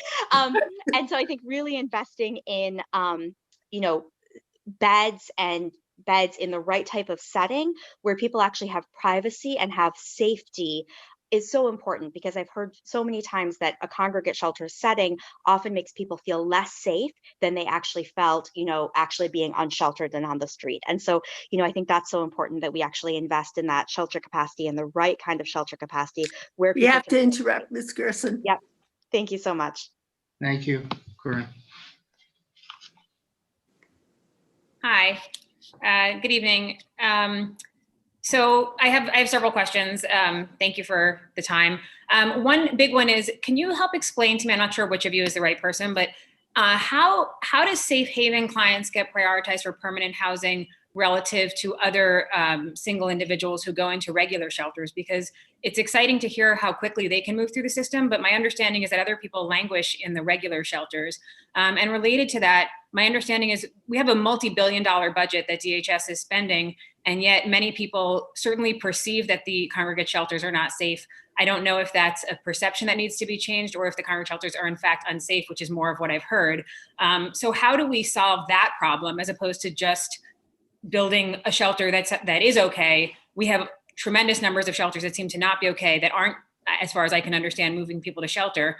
And sort of related to that, I'm always interested in incentives, but also unintended consequences. And so I think one of the concerns that people in this neighborhood have is, what would be the unintended consequences of being a community where being a street homeless person can get you access to a safe haven, which sound like a wonderful opportunity. If we're putting in now another 50 or 60 beds, which was the request, that would move us to, I think, like 80 or 90 beds on the Upper West Side. If that's more than the number of street homeless we have now. So if you cycle them through in about a year and a half, now you're going to be needing to fill those beds with people who make their way to the Upper West Side to get a spot there, which would seem to be the smarter solution than going to languish in the regular shelter system, which is both unsafe and takes longer to get through. So that's kind of the gist of it. If people can start to I don't think that, one, I have to be honest. I think it's a mantra that people say shelters aren't safe. I think the issue there is shelters are larger. So it is a little difficult to manage sometimes, people in and out, in and out. I think it has to do with management. I do think I ran a shelter. I ran several. I never had issues. I ran an assessment center. We did a lot of good work. But getting back to safe havens, I think just to clarify, so do you think that's a perception that we just have to? I think it is. I think it's like anything else. I think what happens is you hear one negative thing and it just mushrooms and we start to believe it. I'm not saying there's no issues. I'm not saying that. But there's crime everywhere. It's not just homeless people committing crime. I get it. But getting back to safe havens, I really believe that the safe haven is smaller, so it helps us focus more. And they're one of the most vulnerable clients because they are coming off the street automatically, constantly. So I think you have a better understanding and a better focus on 30 or 40 clients versus 200 a day. I mean, I just think in relative terms, if I have 50 clients, I know every client. I know their name. I know how they're doing, blah, blah, blah.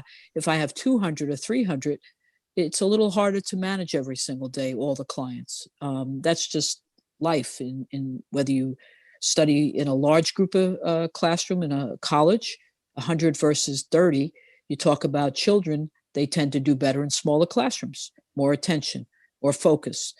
So, I mean, there's all kinds of situations. I do believe that more safe havens are really the answer in many, many ways. I wish it takes time to get them. You have to go through the community, you have to go through the city. There's a lot of things, renovation, building, whatever. So it does take time. We're in the process of trying to open up another one. And so we just keep trying to help our clients and focus on moving our clients. And we do have a good success rate. I do believe right now, where the concern is when you see a large group of people in one building, it does get harder to deal with at one time in a community. And I'm not saying they're all bad, but they're more challenging. Okay, thank you. Wait, can someone address the piece about whether there's a different track that they get sort of fast tracked into housing if they go to safe havens versus the regular shelter system? I don't think that's necessarily true, but I don't have a fact to that. It's something we could look into. Yeah, there's different I agree with Lisa. I don't necessarily have anything to, that there's any sort of prioritization or fast track. Sometimes there's different eligibility. There's different, types of housing available and what different people are eligible for that might, impact that as well. But I think that, I think to speak to the other points too, that there are many people who are accepting shelter, right, and are utilizing the traditional shelter system, and are moving into housing from, that system. And I think the safe haven model and how the outreach teams utilize it is trying to have an option for people for whom that system maybe wasn't working or isn't something that they're comfortable with, whether that's based on their own experiences that didn't have to do with the shelter system, but now maybe are kind of that setting maybe brings up some concerns for them. So we're trying to find that other option, and so having that safe haven option, having something that's a little lower threshold, a little more flexible with people.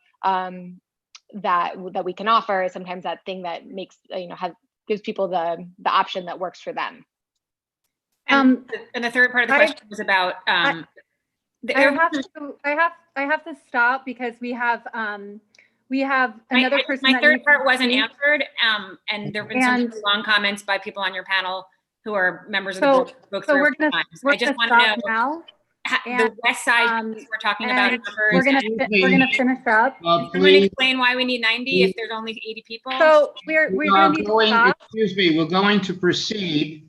We hope you've gotten some of your questions answered, but we can't go on all night. So we're going to proceed to our next stage. I would just want to thank, on behalf of everybody, our wonderful guest presenters tonight to share their expertise and give generously of their time. They include Lisa Lombardi, Lauren Taylor, Roderick Jones, and Kerry Goldwyn.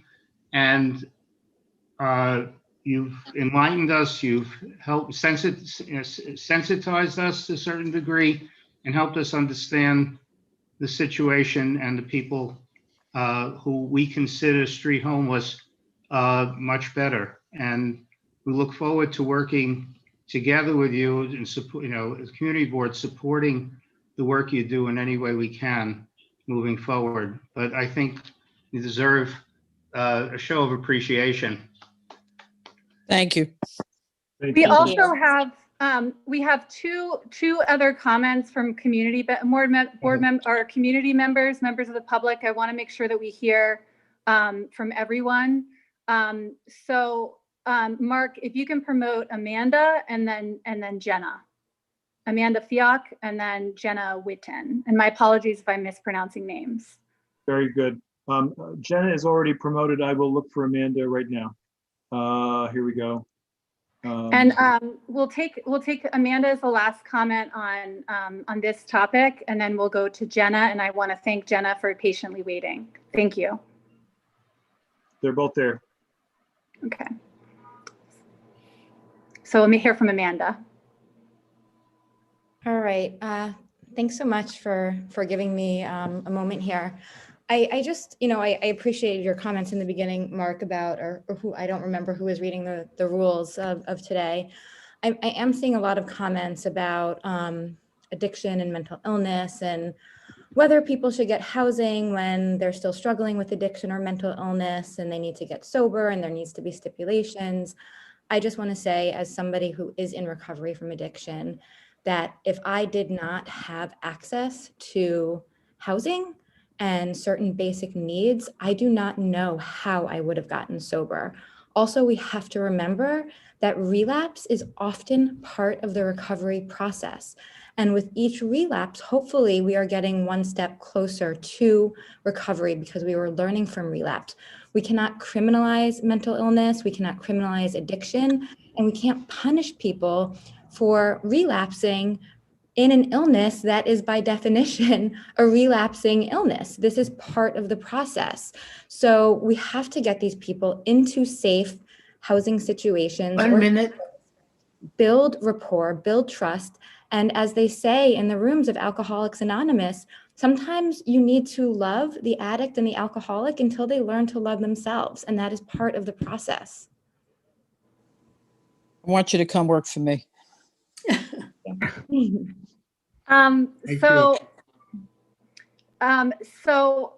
I want to just thank you so much. Did I interrupt you? Are you finished, Amanda? All done. Thank you. Okay. So I just want to give a summary of what's to come because we still have a couple items left on our agenda. We're going to hear from Jenna.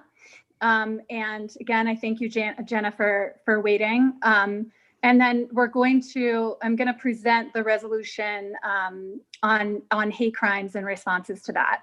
And then we have a presentation on a bill, and Mark Levine's going to join us for that. So we still have those 2 items left. And now we'll hear from Jenna. Thank you very much. I just wanted to comment on more of a health issue, and I don't really know the solution, but I did want to bring it up to all of you and see if we could develop a solution together. We are in the middle of a global pandemic and people are smoking on the street every day, and they don't wear masks, obviously, when they're smoking. And you walk down every block and you find a new person smoking. I find myself maneuvering around the blocks with my stroller, and it is the most frustrating thing. And I feel like as a community, we need to do something better to figure out how to avoid the smoking during a pandemic. When someone is smoking, they're not wearing their mask. The smoke travels further, so their droplets are traveling further, and it's dangerous. And we need to find a solution together that works for the community. I understand people need to smoke, but there also needs to be safety for the community. I just would say the Parks Department, the Parks Committee had discussed this issue in terms of the perimeter of parks, but it is a problem when people are in areas where other people are also moving and congregating. And it's a very different, I don't think we're going to solve it tonight, but it's something we should keep thinking about. Mark, if I may add, yeah, Mark, I was going to say, Mark, do you have ideas? Well, I don't have a good one. I'm with Shelley on that. Peter Koo, Councilmember Koo, who's the head of the Health Committee on the City Council, has a bill that would ban smoking pretty much everywhere that Ms. Whitten is talking about. I'm not surprised that it hasn't gone anywhere. I don't even believe, even though he's the chair of his own committee, I don't think he's held a hearing on it. When then Councilmember Gail Brewer pushed to have smoking eliminated in parks, there were a lot of compromises, and our board tried to fill in some of those compromises in a recent resolution. It is incredibly difficult to get folks to in elected positions to take that stand.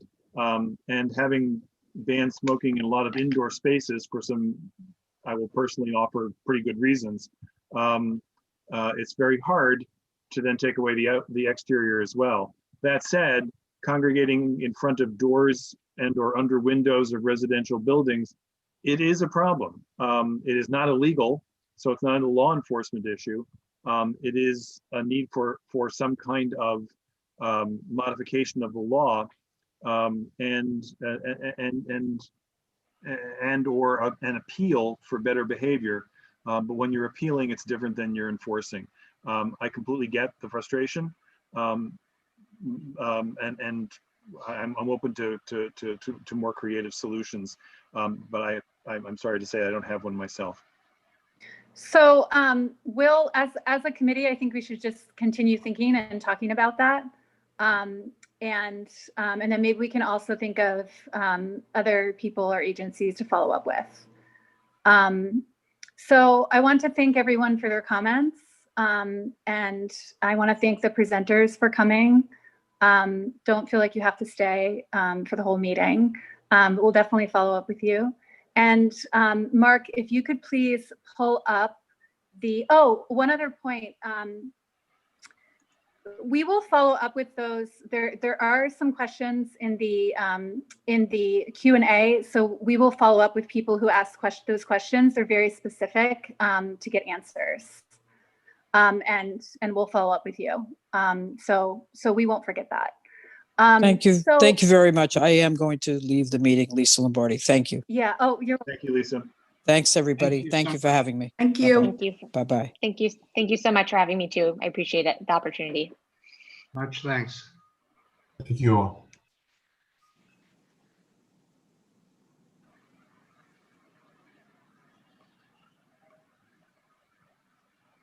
Catherine, I think you're muted. I need one minute because I can't see that very well on the screen. So I have to pull up my copy, which will just take 1 second. So just give me one minute. And Great. thank you. It's long, so this will give the community a chance to read it too. I'm gonna go through it. I just need to pull it up. So just give me 1 second. Okay. Thank you.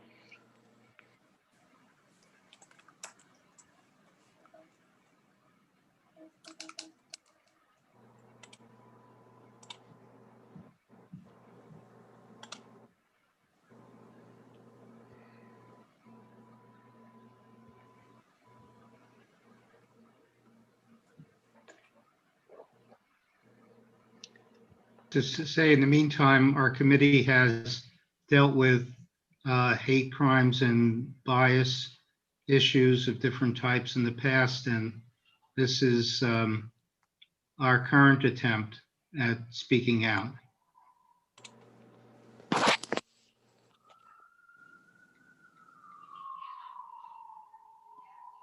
Okay, so thank you so much for waiting for me. I just needed to see it. The text I needed to be bigger.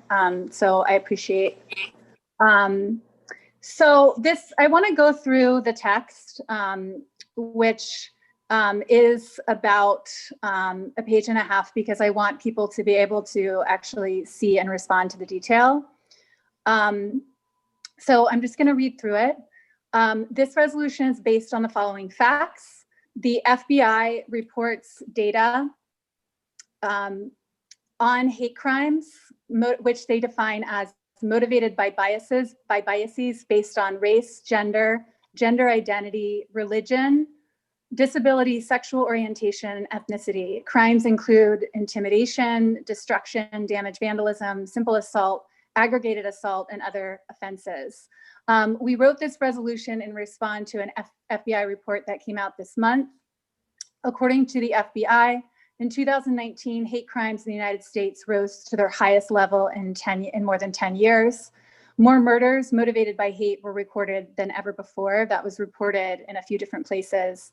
More rapes motivated by hate were recorded than ever before based on available data. I actually looked back at the data that was available to come to that conclusion. Almost 1 in 10 victims of hate crimes were juveniles. 55.8% of hate crimes were motivated by a race, ethnicity, ancestry bias. And I just want to make clear that in the resolutions, we use demographic categories used by the text we reference. So the words that we use are based on the FBI reporting. But if there's any thoughts or comments people have about the language that we use in resolutions, please let us know. 4% of those were prompted by religious bias, and 16.8% resulted from sexual orientation bias. Of race, ethnicity, and ancestry bias, 48.4% were motivated by anti-Black or African-American bias. Of religious bias, 60% were anti-Jewish, and 13.3% were anti-Islamic. This list does not include all categories, so please see the chart and report for more data. Of increases from 2018, anti-Semitic hate crimes increased by 14%. Hate crimes directed at Latinos rose 9%, approximately 9%, and hate crimes against those who identify as LGBTQ increased, including an 18% increase in crimes against the transgender community. And the FBI tracks both hate crimes against individuals and I believe communities as well. New York City reported the following incidences per bias motivation. So this data is based just on New York City.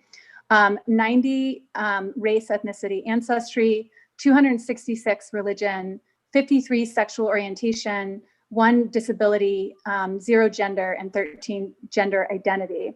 As Sheldon Fine just mentioned, we did do a resolution condemning anti-Semitism. And we have data in that resolution as well, more specific data about New York City. that is available on the website, and we're also happy to find it for you. So far in 2020, there's been an increase in bias crimes against those who identify as transgender and Asian American. FBI data undercounts the number of hate crimes in the United States for a couple reasons. One, local agencies are not required to report hate crime data to the FBI. Last year, 2,172 law enforcement agencies of more than 15,000 reported data. According to the FBI, this does represent 93% of the US population. And the second reason is that many victims don't report incidents. Previous Department of Justice studies estimate that an average of 250,000 people are by hate crimes each year. According to a 2020 Department of Homeland Security report called Homeland Threat Assessment, and this was also recently published, and this is a quote, "Racially and ethnically motivated violent extremists, specifically white supremacist extremists, remain the most persistent and lethal threat in the homeland." White supremacist extremists, which they abbreviate as WSEs, have demonstrated long-standing intent to target racial and religious minorities, members of the LGBTQ+ community, politicians, and those they believe promote multiculturalism and globalization at the expense of the white supremacist extremist identity. Since 2018, they have conducted more lethal attacks in the United States than any other, just reading the acronyms, any other domestic violence extremist movement.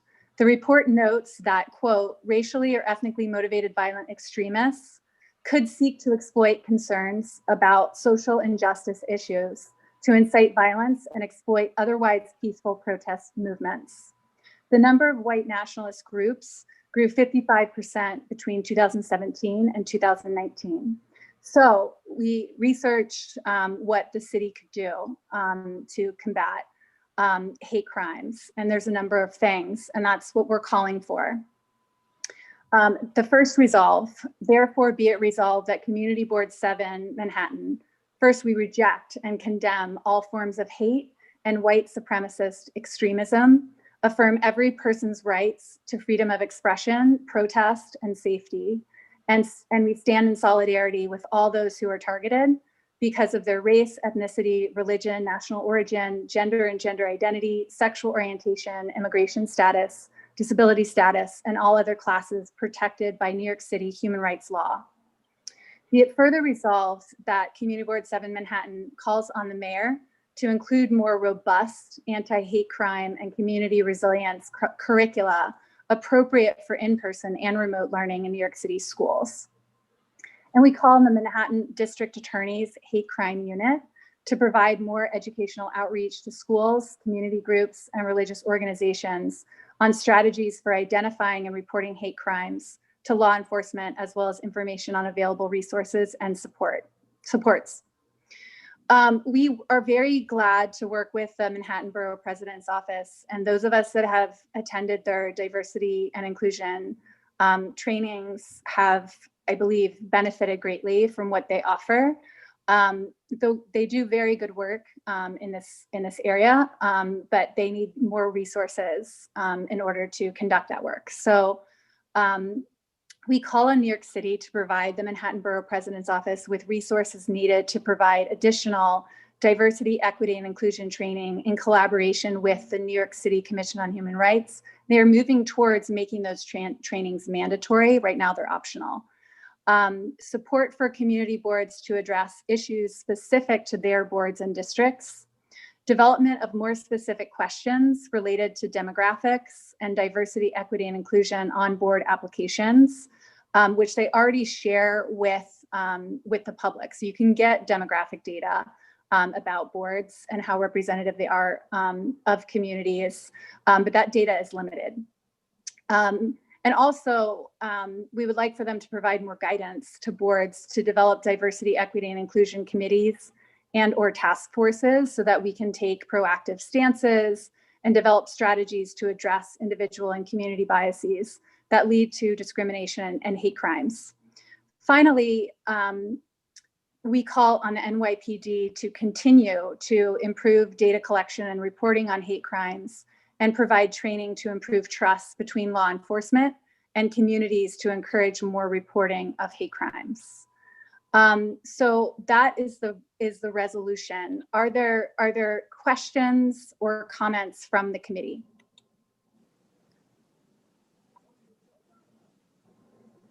And I think you could stop sharing the screen. Thank you. I can't see everybody, so Shelley, if you want to call on folks. Sure. Does anybody like to comment or ask a question? Okay. Mark. Yeah, because you're there's one of the therefore paragraphs talks about the Manhattan Borough President's Office, and I agree with how you introduced that when you were pivoting to that part of it. Would it be acceptable to include a phrase that says that CB7 is grateful for, or some words to that effect, grateful for the trainings provided by the Manhattan Borough President, and then go on to say, and we call on the city to give them more money so they can do an even better job, as opposed to making it look like we're criticizing the Borough President when I don't think we are. Absolutely, and I think to that point, we should include that description at the top when we're listing the facts. So we could list in the facts, like, this is what they do, we appreciate it, it's wonderful, and we can list some of the specific trainings that they've given, and then say, and they're moving in this direction. I mean, they're working on these things, so we can kind of establish that as the fact, and then in the be it resolved, we can phrase that as we support this work and call on for additional resources. And I also want to clarify that it doesn't have to be a lot of resources. It's these initiatives are not expensive. And I did talk to April Adams about this from the Manhattan Borough President's Office today too, and I got some feedback from her. There are comments from the committee or the board?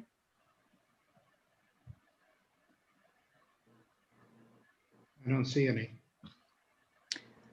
I don't see additional comments or additional signups on the from the community, but are there any questions in the chat that we should address related to the resolution?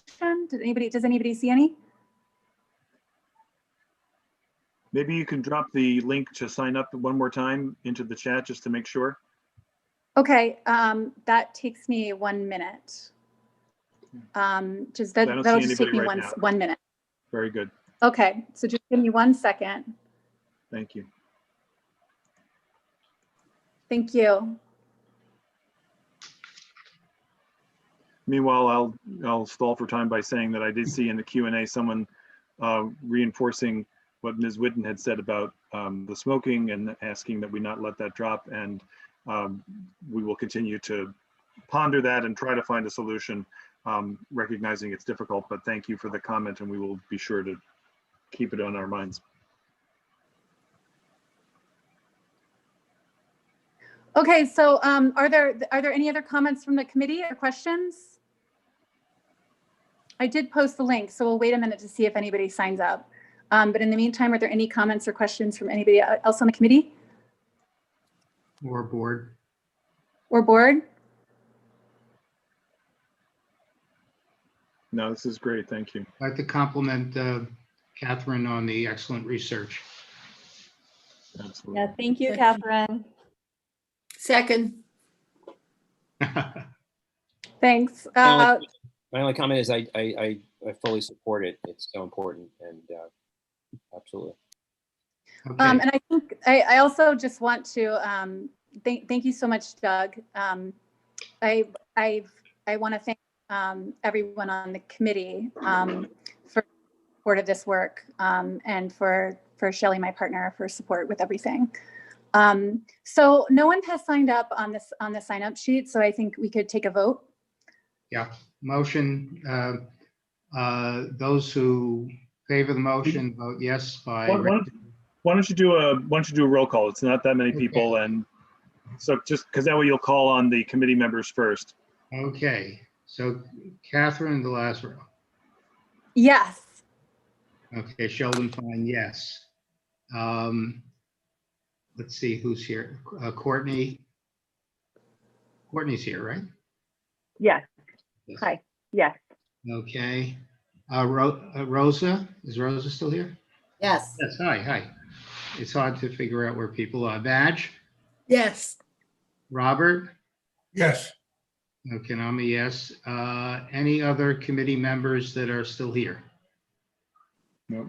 So Okay, so that is how many yeses? that's 6, and I think that's everybody. So 6 to 0 to 0 to 0. Right, okay. Board member, non-committee board members. Okay, Louisa, have we yeses? Louisa, Sarah, Yes. okay. Doug? Yes. Assume yes, based on what you said. Okay, anybody else? That would be me. Mark, of course. Okay, I'm a yes, thank you. that's 4. Okay, I don't think there are any other. I'll take a Board quick members? stroll through the attendees, but I think we got everybody. Okay. I think they signed off. Yes, Okay. that's unanimous. So that's 4 to 0 to 0 to 0. That will be on the. Howard in the attendees. I don't know. Say again? I see Howard Yaris in the attendees. Oh. I don't. Oh, there. Let me take a look. Oh, Howard. Hey, sorry, I didn't see you there, buddy. I just dropped in, just listening in. Were you here long enough to vote, or should we not have? No, I didn't hear enough of the issue. I'll vote in the full meeting though. Thanks. Very good. So we'll leave it at 4 to 0 to 0 to 0. Howard is technically not in the meeting. Excellent, unanimous. Thank you. All. Okay, so, and thank you to all of the community board members for being here. It's so great to have you with us. And Sarah, you actually were raised this issue of hate crimes several years ago. Do you remember that when you first joined the board? I do, yeah, I do. Yeah. And it's great to see it coming to fruition. So the next item that I just want to mention is that we write resolutions that sometimes apply to all of Manhattan and the city. And it would be great to kind of follow up on those resolutions. So one thing that we typically do is that we send the resolution to various offices and agencies for whom it's relevant to advocate. So whatever offices we mention in the resolves. Another thing that we could do is we could share these resolutions with Mark's support. We could share these resolutions with borough boards. So and then borough board could potentially adopt them. So 2 that I was thinking of that are relevant to the city and specifically Manhattan are the resolution on food insecurity and strategies for creating food equity and access, and then this last one on hate crimes. So Mark, could you speak to that process a little bit? Sure, thank you. There are 2 possibilities that probably follow up on, or that, I'm sorry. Let me start again. There are 2 ways in which we could pursue what Catherine and Shelley are recommending. One of which is to ask Rosie, the senior liaison at the borough president's office, who is the person who runs the agenda and meetings for borough board, to consider this as something that would be put on that agenda. Another is that the 12 chairs of the community boards in Manhattan speak offline from time to time and share information from time to time. So what I'll be glad to do unilaterally is share those 2 resolutions once they're fully adopted, of course. I don't want to share a draft. But once the full board has spoken, for everybody's benefit, both board colleagues and the community, I just stumbled upon a point that I should have made clear earlier, which is that the community board speaks only through full board resolutions. So a committee action is just that. It's a committee action. It's referral to the full board for its consideration. And we don't, for example, circulate committee resolutions to agencies unless there's an urgency and we tell them very clearly that this isn't a board action, but we wanted you to know what the work in progress was. All right. So I'd be glad once this is adopted, assuming it is adopted by the same kind of amazing margin that you just voted upon at full board, assuming that that is adopted, to share it with the other chairs of the community boards in Manhattan to gauge their interest. And it would then be an easier task if a number of them were to say, yes, we will take this up ourselves, or we are interested in this, to have that go with our request to the Borough President's office to say that maybe this is a good thing to put on the a future Borough Board agenda. So those are the two ways in which I foresee following up based on what Catherine had just asked me. Okay, so so I wanted to know if anyone on the committee would be interested in if we do present these to Borough Board, if anyone on the committee would be interested in presenting and talking and going to a Borough Board meeting and sharing these more widely with Shelley and me.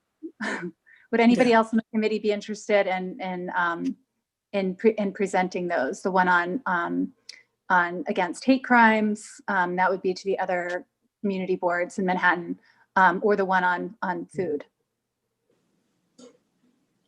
It sounds like between you can do a wonderful job. I don't know what another person's going to add to it. I actually would. I think it would be great if it was if someone would go with Shelley and I sat this one out. I'm volunteering Shelley and removing myself, but I think it would be great if people from the committee did it, and not just the chairs. Anyone interested? You don't have to, of course. And if you're not sure now, you can always Right. post those rests afterwards. But it's a good opportunity to interact with the other boards, see what they're up to. I think the Borough Board meetings are pretty interesting, and impact policy on it, and have it, and kind of create a much larger audience for these resolutions, because we have 50 board members, and with the other community boards, that those numbers get a lot bigger. So think about it. The agenda for December, January, and February, I just want to go over that and ask you to email Shelley and me any input or ideas that you have. So on Thursday, December 3rd at 7, we have a meeting that we're coordinating with Safe Horizon and New York City Alliance Against Sexual Assault. The focus of this meeting is how to meet the needs and best respond to children who have been abused, and address kind of mental health and other issues and protect them, specifically in clinical settings. So we're currently organizing with them. That's coming up. And so we won't have our meeting at the end of December. Instead, we'll have it on December 3rd. And then in January, we're having a meeting on racial and economic health disparities. The Borough President's Office has expressed interest in working with us on that. And then in February, Robert and I were talking this past weekend, and he raised the issue of mental health. And we thought that would be a great focus for the February meeting. And so those are there any immediate comments on any of that? And then also you can email us if you have ideas, either about anybody. If you have ideas for those agendas, for speakers, organizations, really anything. But child abuse in December, racial and economic health disparities in January, and mental health in February.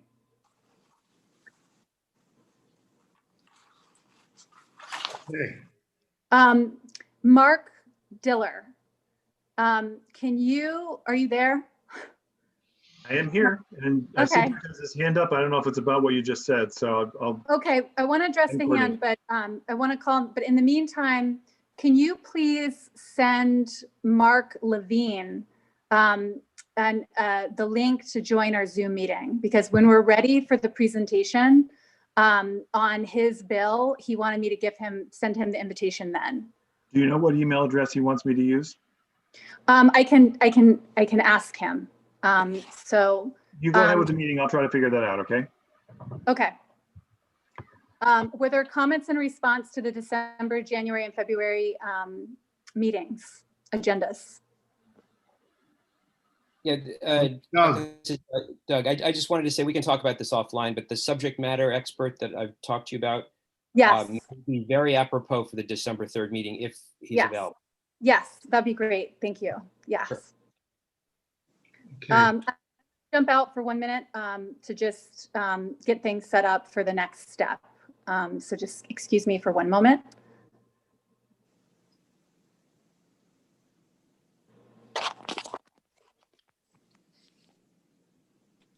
Is that Mohammed?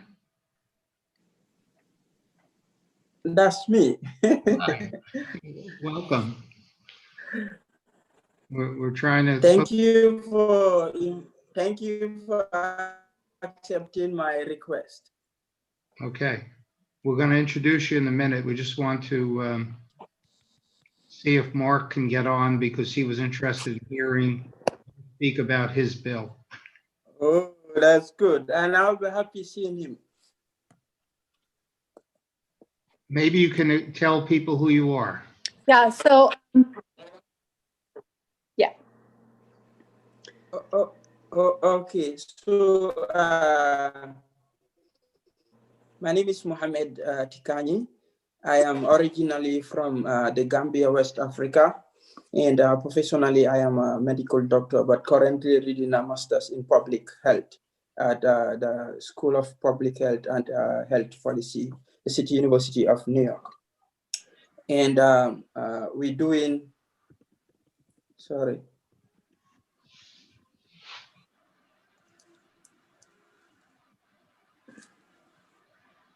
The question is, why did you want to present this evening? Yeah, the reason why I want to present is because our current program, the Masters in Public Health program, has a course on public health advocacy. And the essence of the program is to advocate for better health, better, public health measures. And one of the bills that, I saw that is of very importance to, New Yorkers is the bill that was introduced by Council Member Mark Levin. And, this bill is very, important because a greater percentage of New Yorkers are, obese, and a lot more are suffering from diabetes. And majority of these people get, suffer from this, problems due to, the consumption of junk food or unhealthy food. And so the bill that Council Member Mark wants to, enact as a law, wants to be enacted as a law, would help minimize these risk factors and as well help in improving the health status of, New Yorkers, particularly those that are, overweight and obese, against, the risk of developing, diabetes and other cardiovascular problems. Okay. Do you belong to any professional associations? Back home in my country, yes, I belong to professional associations, and here in the US, I am a member of the American Public Health Association, and also I am an advisory board member of the Center for Climate Change, Health and Equity of the American Public Health Association.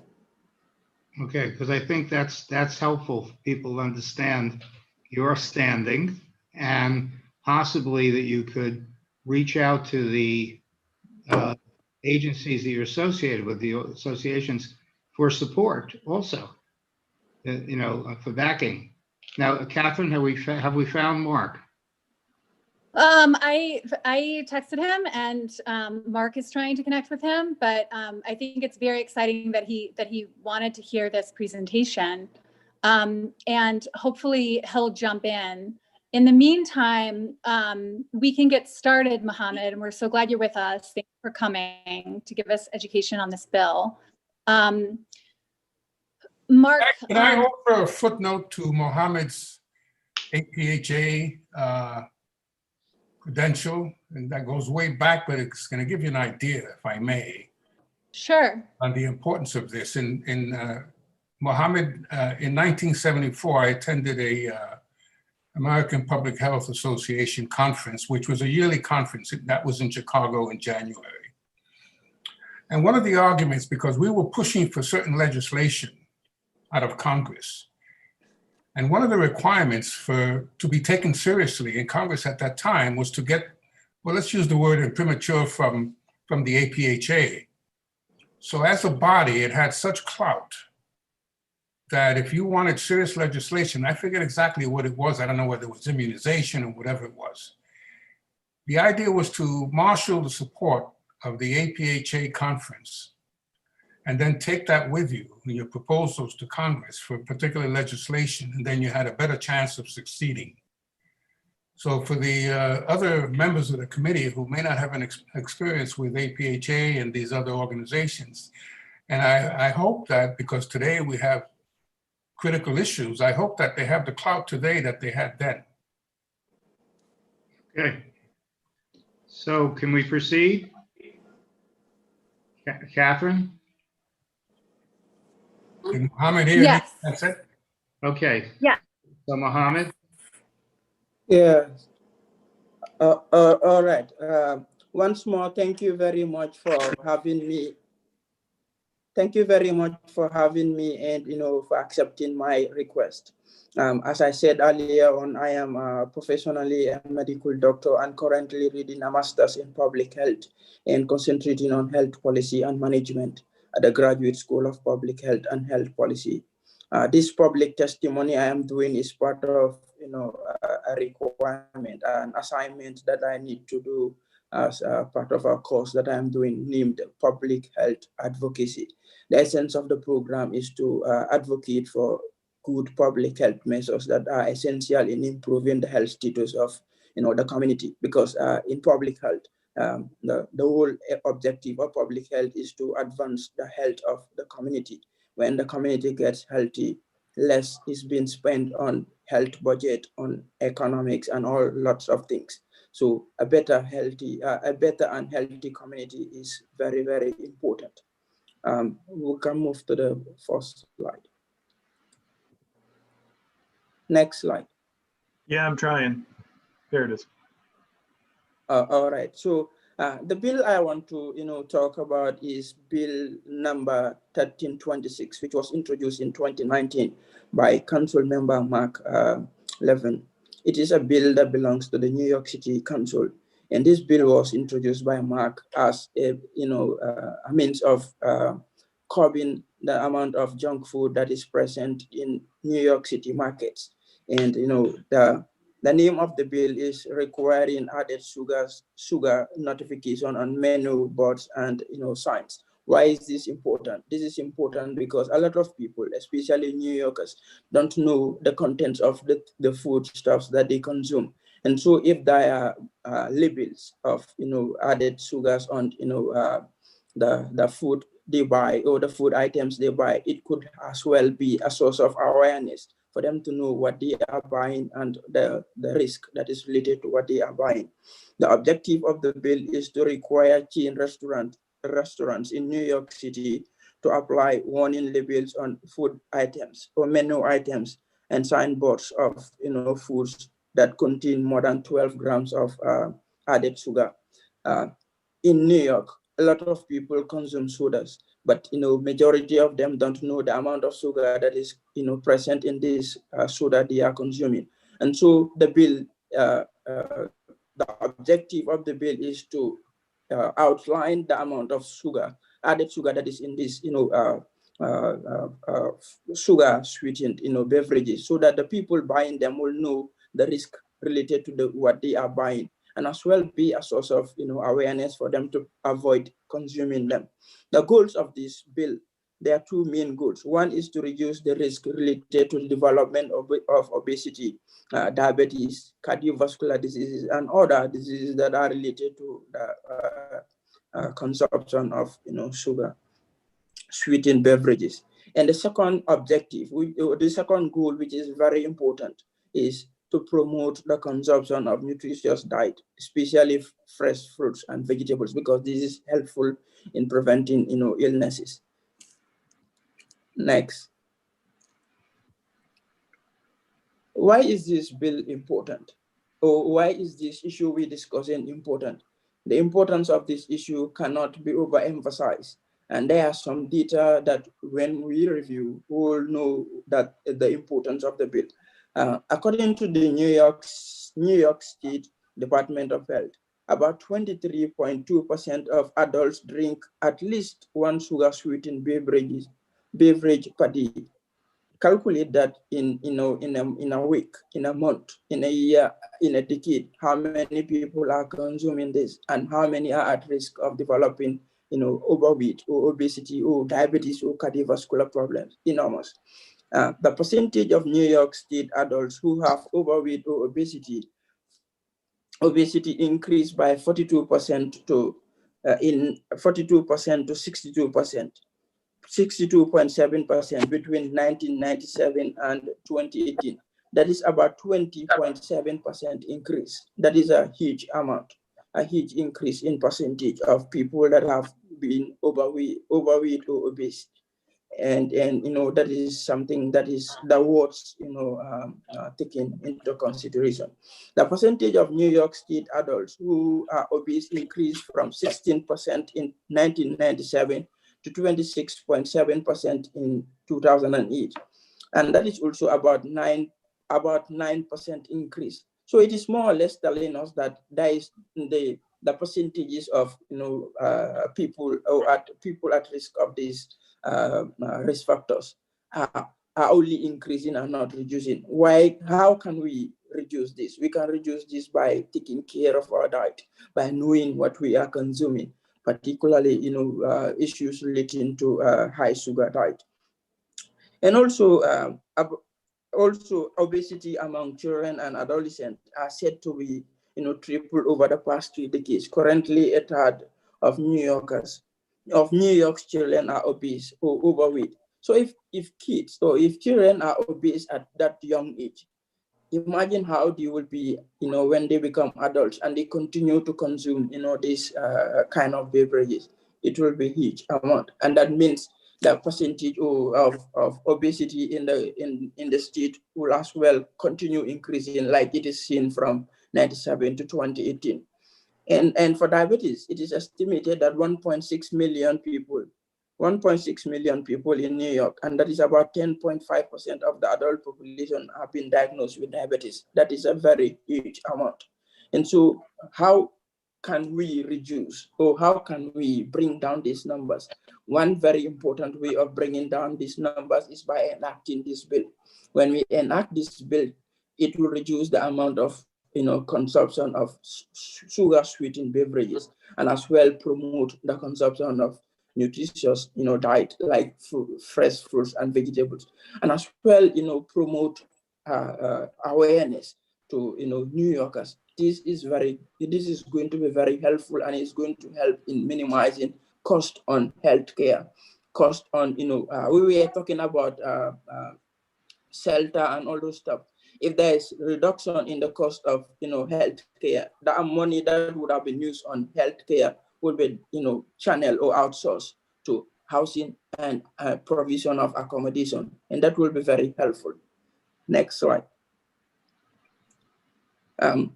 Just to emphasize the importance of the bill, this is this bill, a similar bill was enacted in Chile, and the reason why I share this is to encourage you and your committee members, as well as the constituents, to see the benefits that attach to the enactment of this bill. For example, in Chile in 2016, they introduced a food law, and the food law requires the advertisement of restrictions on healthy food, bold front of package, warning labels, as well as a ban on junk food. This was very helpful in Chile, because within a period of 18 months, there was 25% reduction in the consumption of sugar sweetened drinks. And imagine if this is done in New York City, how many people would be enlightened about the risk that is related to the consumption of, beverages that have got high content of sugar? How many people will be, safe from the risk of developing obesity? How many people will be safe from the risk of developing diabetes and cardiovascular diseases? A lot of people. And researchers have also found that about 5%, there was about 5% increase in the purchase of bottled water, diet, and also, fruits and vegetables as a result of this law. And so, like I said in the previous slide, an enactment of this bill will help promote good nutrition. It will encourage people to consume nutritious food, like fresh fruits and vegetables, and minimize the consumption of beverages that contain a lot of sugar.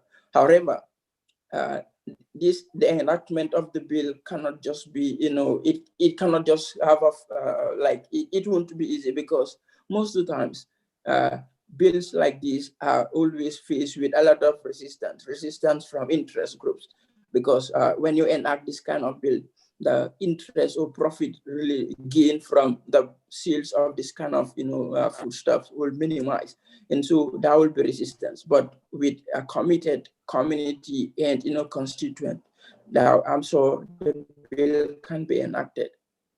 Next slide. Oh, thank you very much, and that's the end. Thank you. So Mark, Councilmember Mark Levine is here. We're so glad that you're with us. If you want to talk about this bill, and then we can ask questions to you and Mohammed. Mohammed, thank you so much for your presentation, for educating us about this, and for bringing it to our attention. We appreciate your coming and preparing that for us. Mohammed, thank you so much, Mohammed. That was an incredible presentation, and I'm so glad I got to catch it. Perhaps you can share your PowerPoint with me, and I can show it to some of my colleagues. But thank you, Catherine and Shelley, for having me here on this important topic. And you get such a thorough overview, Mohammed, that I don't have a lot to add, except to say that New York had been making a lot of progress on the fight against obesity for many years. And we have at best stalled and probably are starting to backslide on that in recent years. So we are going to need new policy to get moving in the right direction again. And there is no doubt that the amount of added sugar that we all consume is a major driver of obesity and other health problems. And we have something of a guidepost here on a successful strategy, because New York City has already added important information to our menus in chain restaurants, including calorie amounts and now high sodium warnings. And they've been quite successful, and I think quite popular with the public. And we want to follow on that success by giving New York diners the power of information. And when we were working on this bill and I started to look up the amount of added sugar in some well-known menu items in chain restaurants, I was shocked. So I'm just going to tell you two or three. If you get a apple pecan chicken salad at Wendy's, okay, you don't usually think of salads as having a lot of added sugar. That is 40 grams of added sugar. That's 10 teaspoons of added sugar in a salad. If you get at McDonald's the fruit and maple oatmeal, you might think that's a nice healthy breakfast. 33 grams of added sugar. That is 8 teaspoons of sugar. The barbecue Hawaiian pizza from Domino, I don't think we normally think of pizza as a high sugar item, but that's also 33 grams of sugar. I could go on and on and on. Baked beans at KFC. I mean, all of these items that normally we don't think of as desserts are loaded with added sugar. And, I think that if you order a bowl of ice cream, you probably know you're getting a lot of sugar. But when you're ordering a salad, that's probably not what you would expect. And so we do want to empower the public with this kind of information. The bill would be targeted only to chain restaurants. I forget what the threshold was, but that has been the model used by the legislation related to calorie counts and sodium. And we introduced this in early 2019, and I have to admit, Mohammed, that with the pandemic, we really have not been pushing this aggressively, but it's just as important as ever.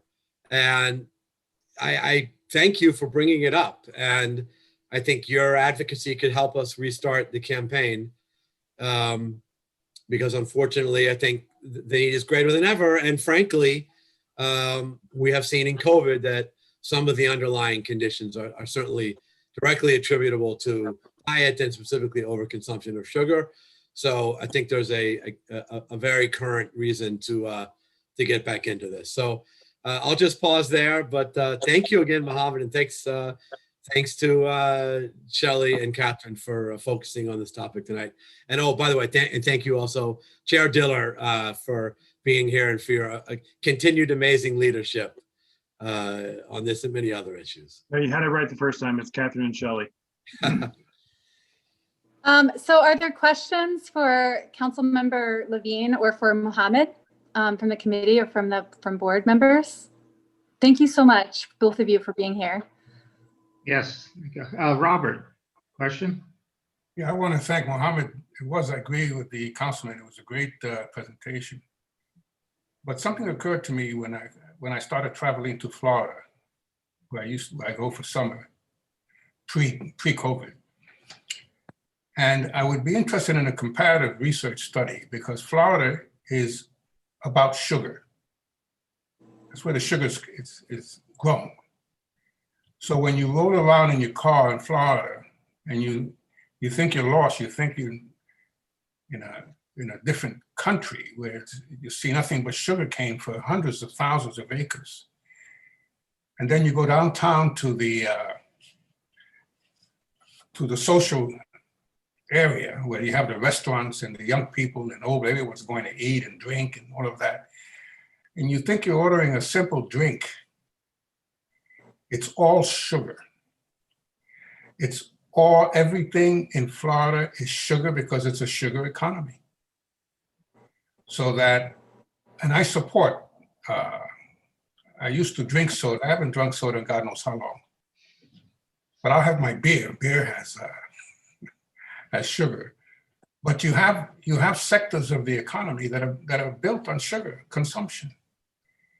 And so I would be interested to learn what the incidence or the etiology, to use your term, of diabetes and cardiovascular disease is in Florida compared to a state like New York, for example, and perhaps other states that rely heavily on sugar as a commodity.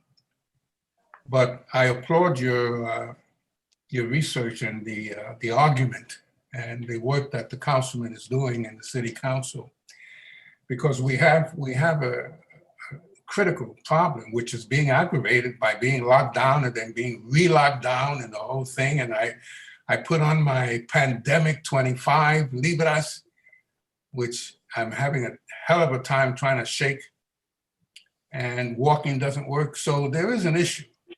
And but I really like to see some more research. Okay. Thank you though. I love the piece. And I want to see the slides too, by the way. I think I have to include them in the minutes. I'm not sure. Great. Let's make sure we call on everybody, and also Mark wants to give an update on Councilmember Levine. Let me know if I have this correct. You chair the health committee on this. That's you chair correct. the health committee on the city council. Yes. So Yes. you wanted to give an update. Just briefly, and the hour is late, but this is such a pressing issue as New York City is in its second wave, that we're witnessing a real breakdown in the testing infrastructure. And I have a couple points to make on this. First, we just want people to understand that while a negative test result is good news, it is not a guarantee that you are not contagious. And I am really concerned about the number of people who appear to be flooding our testing system because they want testing as sort of a get out of jail free card for holiday travel or family gatherings.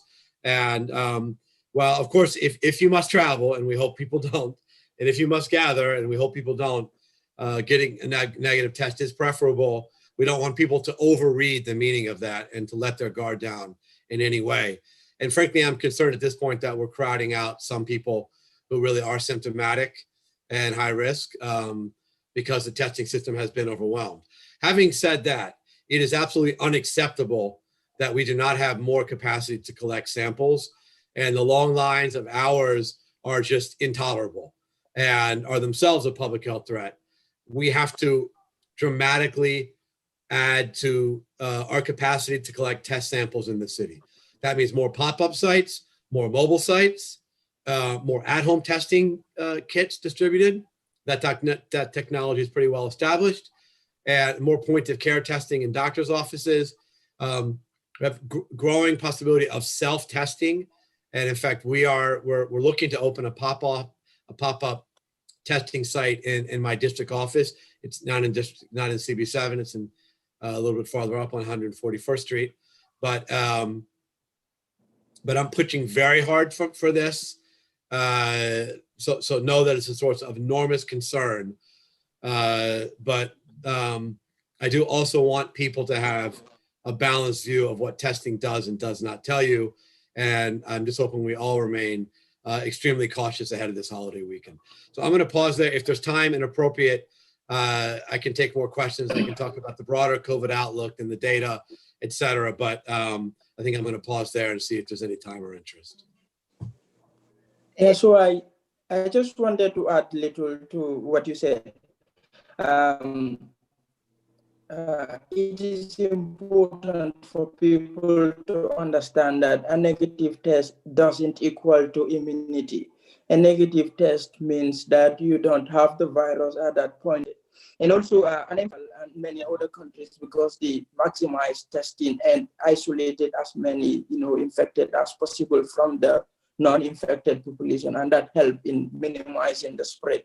And so that is very important, for a populous, cosmopolitan, a state like New York. The more the testing, the better the response.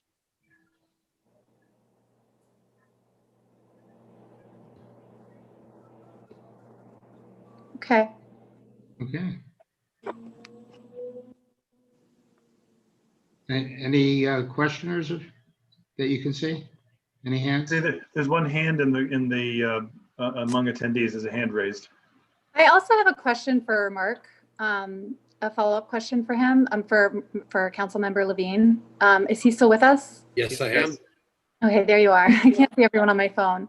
Do you have any opinions about, and tell me if this is too big of a question, but we're working on a resolution in YL on the schools closing and the metrics that are used and the test positivity rate. Do you have any opinions on the test positivity rate, or if those methods should change, if the schools should close at all? Like, do you have any opinion about that? Because I know that's kind of a major issue right now. Well, Thank you, and I'll try and be brief. First, I felt that the closure of schools ahead of more risky venues, such as indoor dining, reflected really backwards priorities, and goes against what we've learned from other places around the country and world about where the virus spreads most easily. As for this trigger point of 3% positivity, I have to say that I more and more concerned about positivity rate as a reliable indicator for us.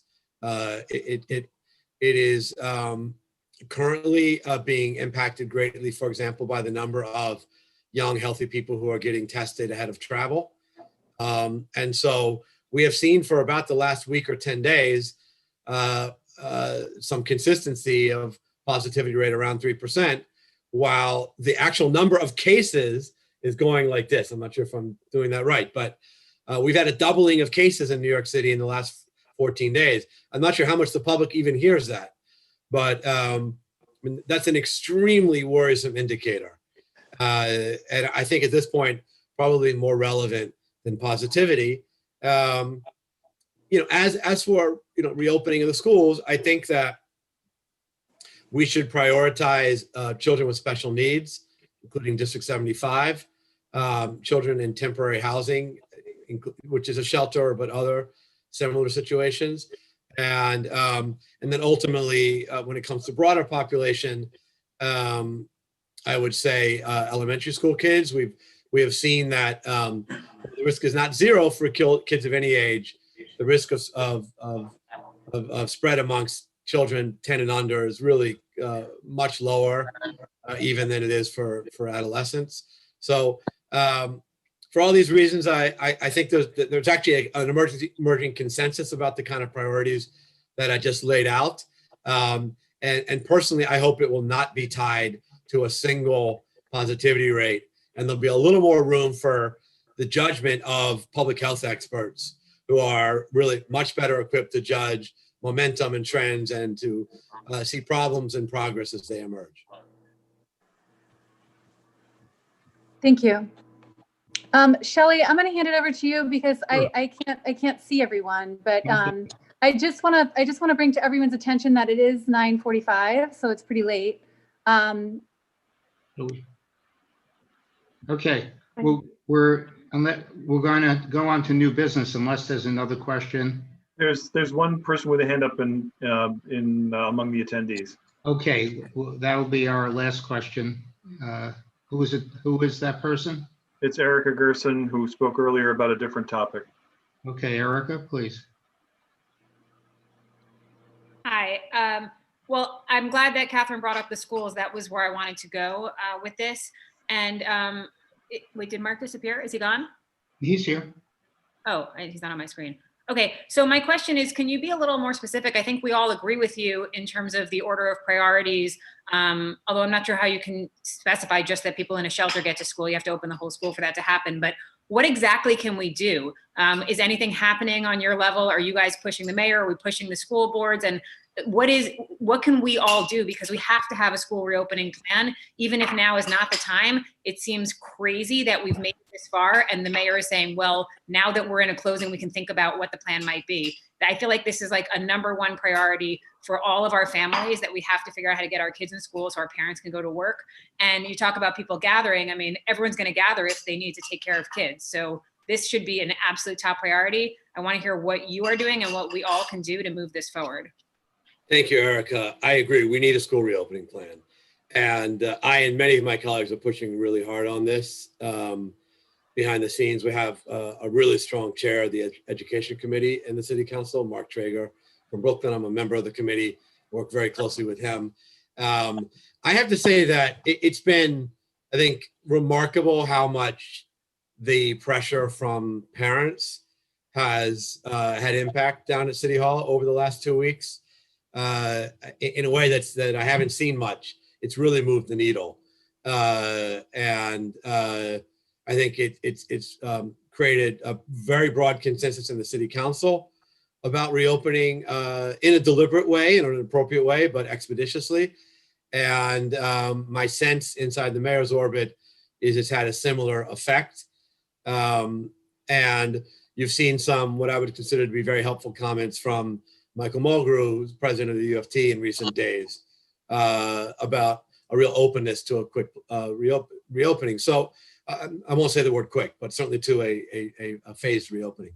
So I think to the extent that you can contact your council members with your ideas on the best way to do this, incredibly appreciative, and do the same for the mayor. There's still a lot of tough questions. I would love to hear from you directly, Erica. And by the way, I'll put my email in the chat in a minute. And I think others would as well. I'm not sure if you're in my district or not, but either way, I think the pressure is working, and I would say keep it up. Okay, thank you. Okay, we're going to have to go into new business. Mark Levine, thank you so much for joining us. And Mohammed, again, for your presentation. And I know not only did Mark Levine want it, Robert said he wanted, maybe you could send us a copy for the community board. I just sent it to you, to Catherine, and to Robert. Terrific, thank you. Okay, new business. Courtney? Yeah, hi. Thanks. So given yesterday's announcement that there would again be a delay in the decision regarding the situation at Lucerne, I would like to propose the committee consider a resolution on how best to address ongoing concerns, given that it's likely to be tied up in legal proceedings for quite some time. So when the residents from several other shelters and temporary hotel shelters were moved to Lucerne in August, Project Renewal cited its good neighbor policy, to which all the residents currently living in the Lucerne are expected to adhere. And it's not clear to me that this policy was ever released publicly, but Councilmember Rosenthal referenced it in her first email about the Lucerne, and then it was cited in an article published on the I Love the Upper West Side, laying out expectations, which included noise, lingering, no one should be lingering in the surrounding area, use and possession of alcohol and other drugs, smoking, which we've already started to talk about tonight, littering, masks, but no real firm guidelines were ever released for the process of handling residents who violate the policy, nor was there any real redress for local residents who live in the local vicinity. And report continued violations. And by that, I mean, we're talking gathering in front of local residences to smoke, other reports of drug-related activity, sworn affidavits from this court case, from several long-term, and by that, I mean decades-long residents of the Lucerne, who report witnessing drug use and threatening disruptive behavior. And then those arrests that were originally reported to this board in September, which included residents of the Lucerne. Originally, as reported this board, there were 9 in the original batch, but it was later confirmed by the 20th, including at a Build-A-Block meeting, that there were actually more arrests over the coming weeks back in September, and the more information was not released. So I can't speak to any other of those other additional arrests were linked to Lucerne. But I would propose that this committee call for several measures to address the situation now that it's clear that it's likely to continue while the legal proceedings play out. And I'd propose first that good neighbor policy needs to be made public, and we need to put in place a framework to ensure that it's adhered to. So that to me means having Project Renewal security report and record all infractions, and to make those reports available to local elected officials and to the working group, which I believe was assigned to oversee the temporary shelter hotels, and then an email or phone line which local residents could utilize to report to Project Renewal violations and request immediate attention. It's my understanding that this, I think, originally existed, but perhaps no longer. And then I think it's about talking about the removal of residents who receive multiple reports of infractions, things like the smoking, things like the mask adherence, littering and lingering, as laid out in that good neighbor policy, I believe.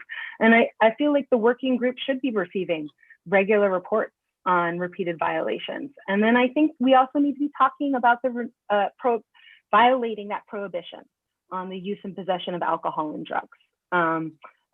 And talking about what that means in terms of their removal. So again, I think this is something where the working group should be notified of these types of violations. And I know that there is disagreement regarding the use of hotels as temporary shelters, but I think we can all agree that it would be helpful to find a way to improve the situation by addressing the concerns and helping ease community tensions while the courts do their work.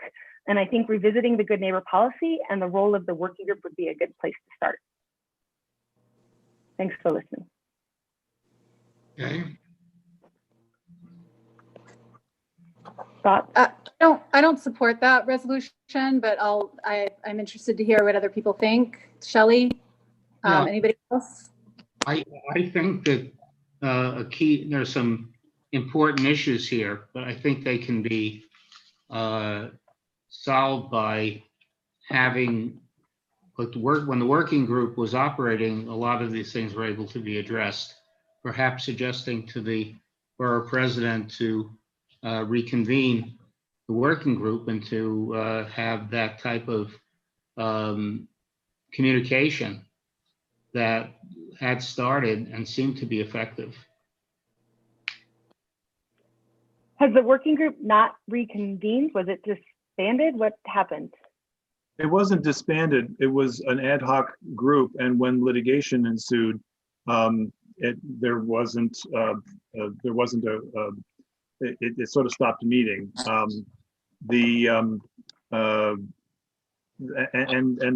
So while I'm speaking, I'm also I see some I see some of the points that you're raising, Courtney, and I think that they're important. I'm concerned about this not being an agenda item on a meeting that the public has notice to, and that, because I'm certain that you would draw a crowd, probably two crowds, or maybe more than two crowds, to discuss and to support it with doing some homework in advance of that. I think that would be the right process for anything like this. It's also like really helpful to talk to chairs about this. This is the first I'm hearing of it, so I think from you, and so I think it's good to have those discussions, to plan, to look at what the concrete problems are and what the situation is. Get information and collaborate with the team and provide notice and go through that process. I don't know if that's something that we could address in new business. I think that we can address some of the concerns by speaking to the powers that be. For instance, having some communication with Project Renewal about what their communication process now is with the when there are issues in the community. At one point, there wasn't an email, I believe. So there are things specific things that can be done to address the communication part, but to do something more would be certainly more complicated right now. I agree 100%, and I agree that communication is really helpful. So any other thoughts? Yes. Nah. What is the communication network right now between the service agency and the community? Who talks to whom, and the politicals? How is that set up? Is there any kind of discussion, any kind of conversation there? Generally speaking, it's with the elected officials and their staffs. Since the advent of litigation, it's been largely in the courts. So that's the best answer I can give you with respect to the community board. I see that there's a question about how hard is it to convene. If the elected officials have the will to do that, I imagine it could be reconvened, and I would certainly work with them to do that if that's the objective, if there's buy-in. Yeah. Anybody else? Nash? I think we shouldn't ignore it and let it get bad. I think we should deal with it and solve the problems between whoever it's between at this point, so that things work right, and that everybody has a better life because of it, rather than just let things hang out there. So how can we, maybe Courtney and some other people can research this a little more and get a few statistics on what the complaints are. Are there any people from the 20th precinct who looking at things? I mean, how do we deal with it rather than just letting it fester? I think we should take Shelley's suggestion. Shelley's suggestion to follow up with the borough president. I think that was your suggestion, right, Shelley? Originally, yeah. Yeah, so I think we should follow what Shelley's suggesting. Shelley's had decades of experience working in this area. Robert, others have too. But let's get some more information and start there. Yeah, there were certain things in place, and maybe even under the legal situations going on, certain things that would be helpful could be reestablished. So let's work on it. Okay, so any other new business?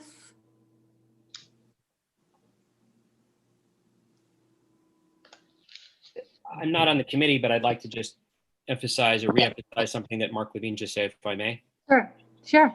Great. First of all, I think some people in the community are not aware that the committee meetings are planned weeks and a month in advance. Sometimes there's a lag on emergent issues. And now that we have COVID numbers rising, and Mark Levine just said that we are officially in our second wave, I think it's important that we all redouble our efforts in each committee, but we're speaking in this committee, which is probably the most apropos committee for Health and Human Services regarding COVID. And we've learned a lot of lessons from the first wave. And I am concerned that many of the issues that we experienced are going to happen again.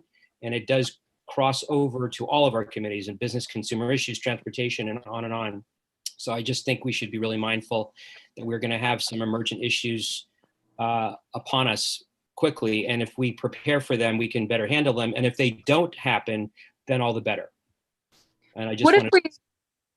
I think that's an awesome point, Doug. And thank you for bringing that to our attention.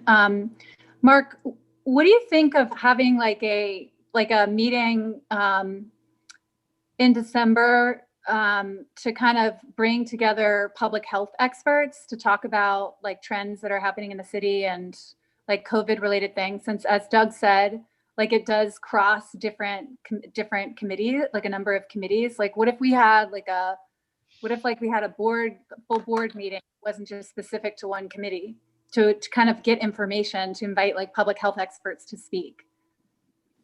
I'm happy to talk about the logistics of that, but it's not a simple thing to do. Both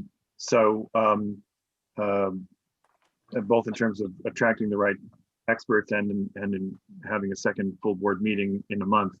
And I don't want to lose track of what Courtney was offering in terms of an opportunity to discuss these issues as well. So I think we should plan agendas that give notice to the community for an opportunity to consider these things. So both of those are things that we can consider for future meetings.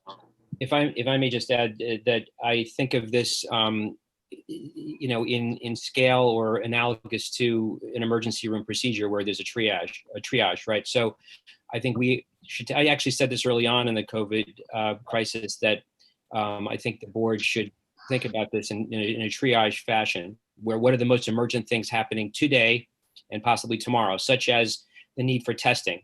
I personally went to try to get tested, and I'm caretaking elderly parents, so I could not spend 3.5 hours waiting online. So, that's just my personal experience, but we have a huge problem with testing and so many other things. So we triage them out and prioritize them because we have some emergencies that are upon us now.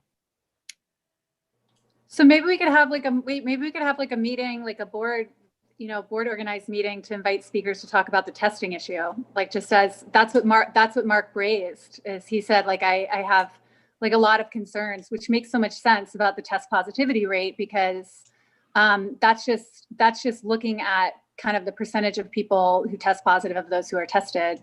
And it's so, as opposed to like the case rate. So we can continue kind of thinking and talking about how to do that. Thank you for raising that, Doug. Further thoughts, I suggest that we do, since it is 10 o'clock, I suggest that if there's further thoughts or ideas, that we talk about this offline. We continue talking and planning. Shelley? Yeah, I just want to add on the good neighbor policy. I've checked around about good neighbor policies. Is there one or many? And it seems that VHS requires it, but each shelter, each agency develops its own. So there might, but it has to be in writing. So I think it would be important if we had a copy of, of any of these shelters or facilities that are required in the area, so that people can feel comfortable knowing what the rules are, and that if there's violations of the rules and everything, that the providers can be spoken to by the community. I think it's a healthy thing. We have this in Wistfish. We have people smoking under people's windows. And the Montessori school across the street from the transitional shelter called us not to, out of concern for our residents, one hand who weren't wearing masks, and then said, by the way, they're smoking under my window. And all we have to do is speak to the people and say, this is the effect, and that stopped. And the neighbors provided more face masks. So there was a good feeling between the community. So I think when people know these good neighbor policies, it goes both ways, okay? And it can be a constructive practice. So I think we should find out, and I think they should be readily available. I think that might be helpful to the community. So maybe like you and Courtney and Mark and Madge, whoever's interested, can look into that, and then we can, Sure. and then we could find out. All right. So I want to, yeah, I just want to say that everyone who hung on for 3 hours, you're very special. Good night. Can we end it? No. Please. Someone has to make a motion to adjourn. I make the motion. Is someone's, no, that doesn't need a second. All in favor? Aye. Aye. Good night. Everyone have a good night. Whatever your Thanksgiving's going to be, just, I think the best thing at this time of year is to think of those things that we are thankful for. And even if the family, extended family together, or the amount of food or the type of food is not accessible, that the real message is Thanksgiving. Thanks. Thanks, Shelley. Thank you and good night. Okay. All right.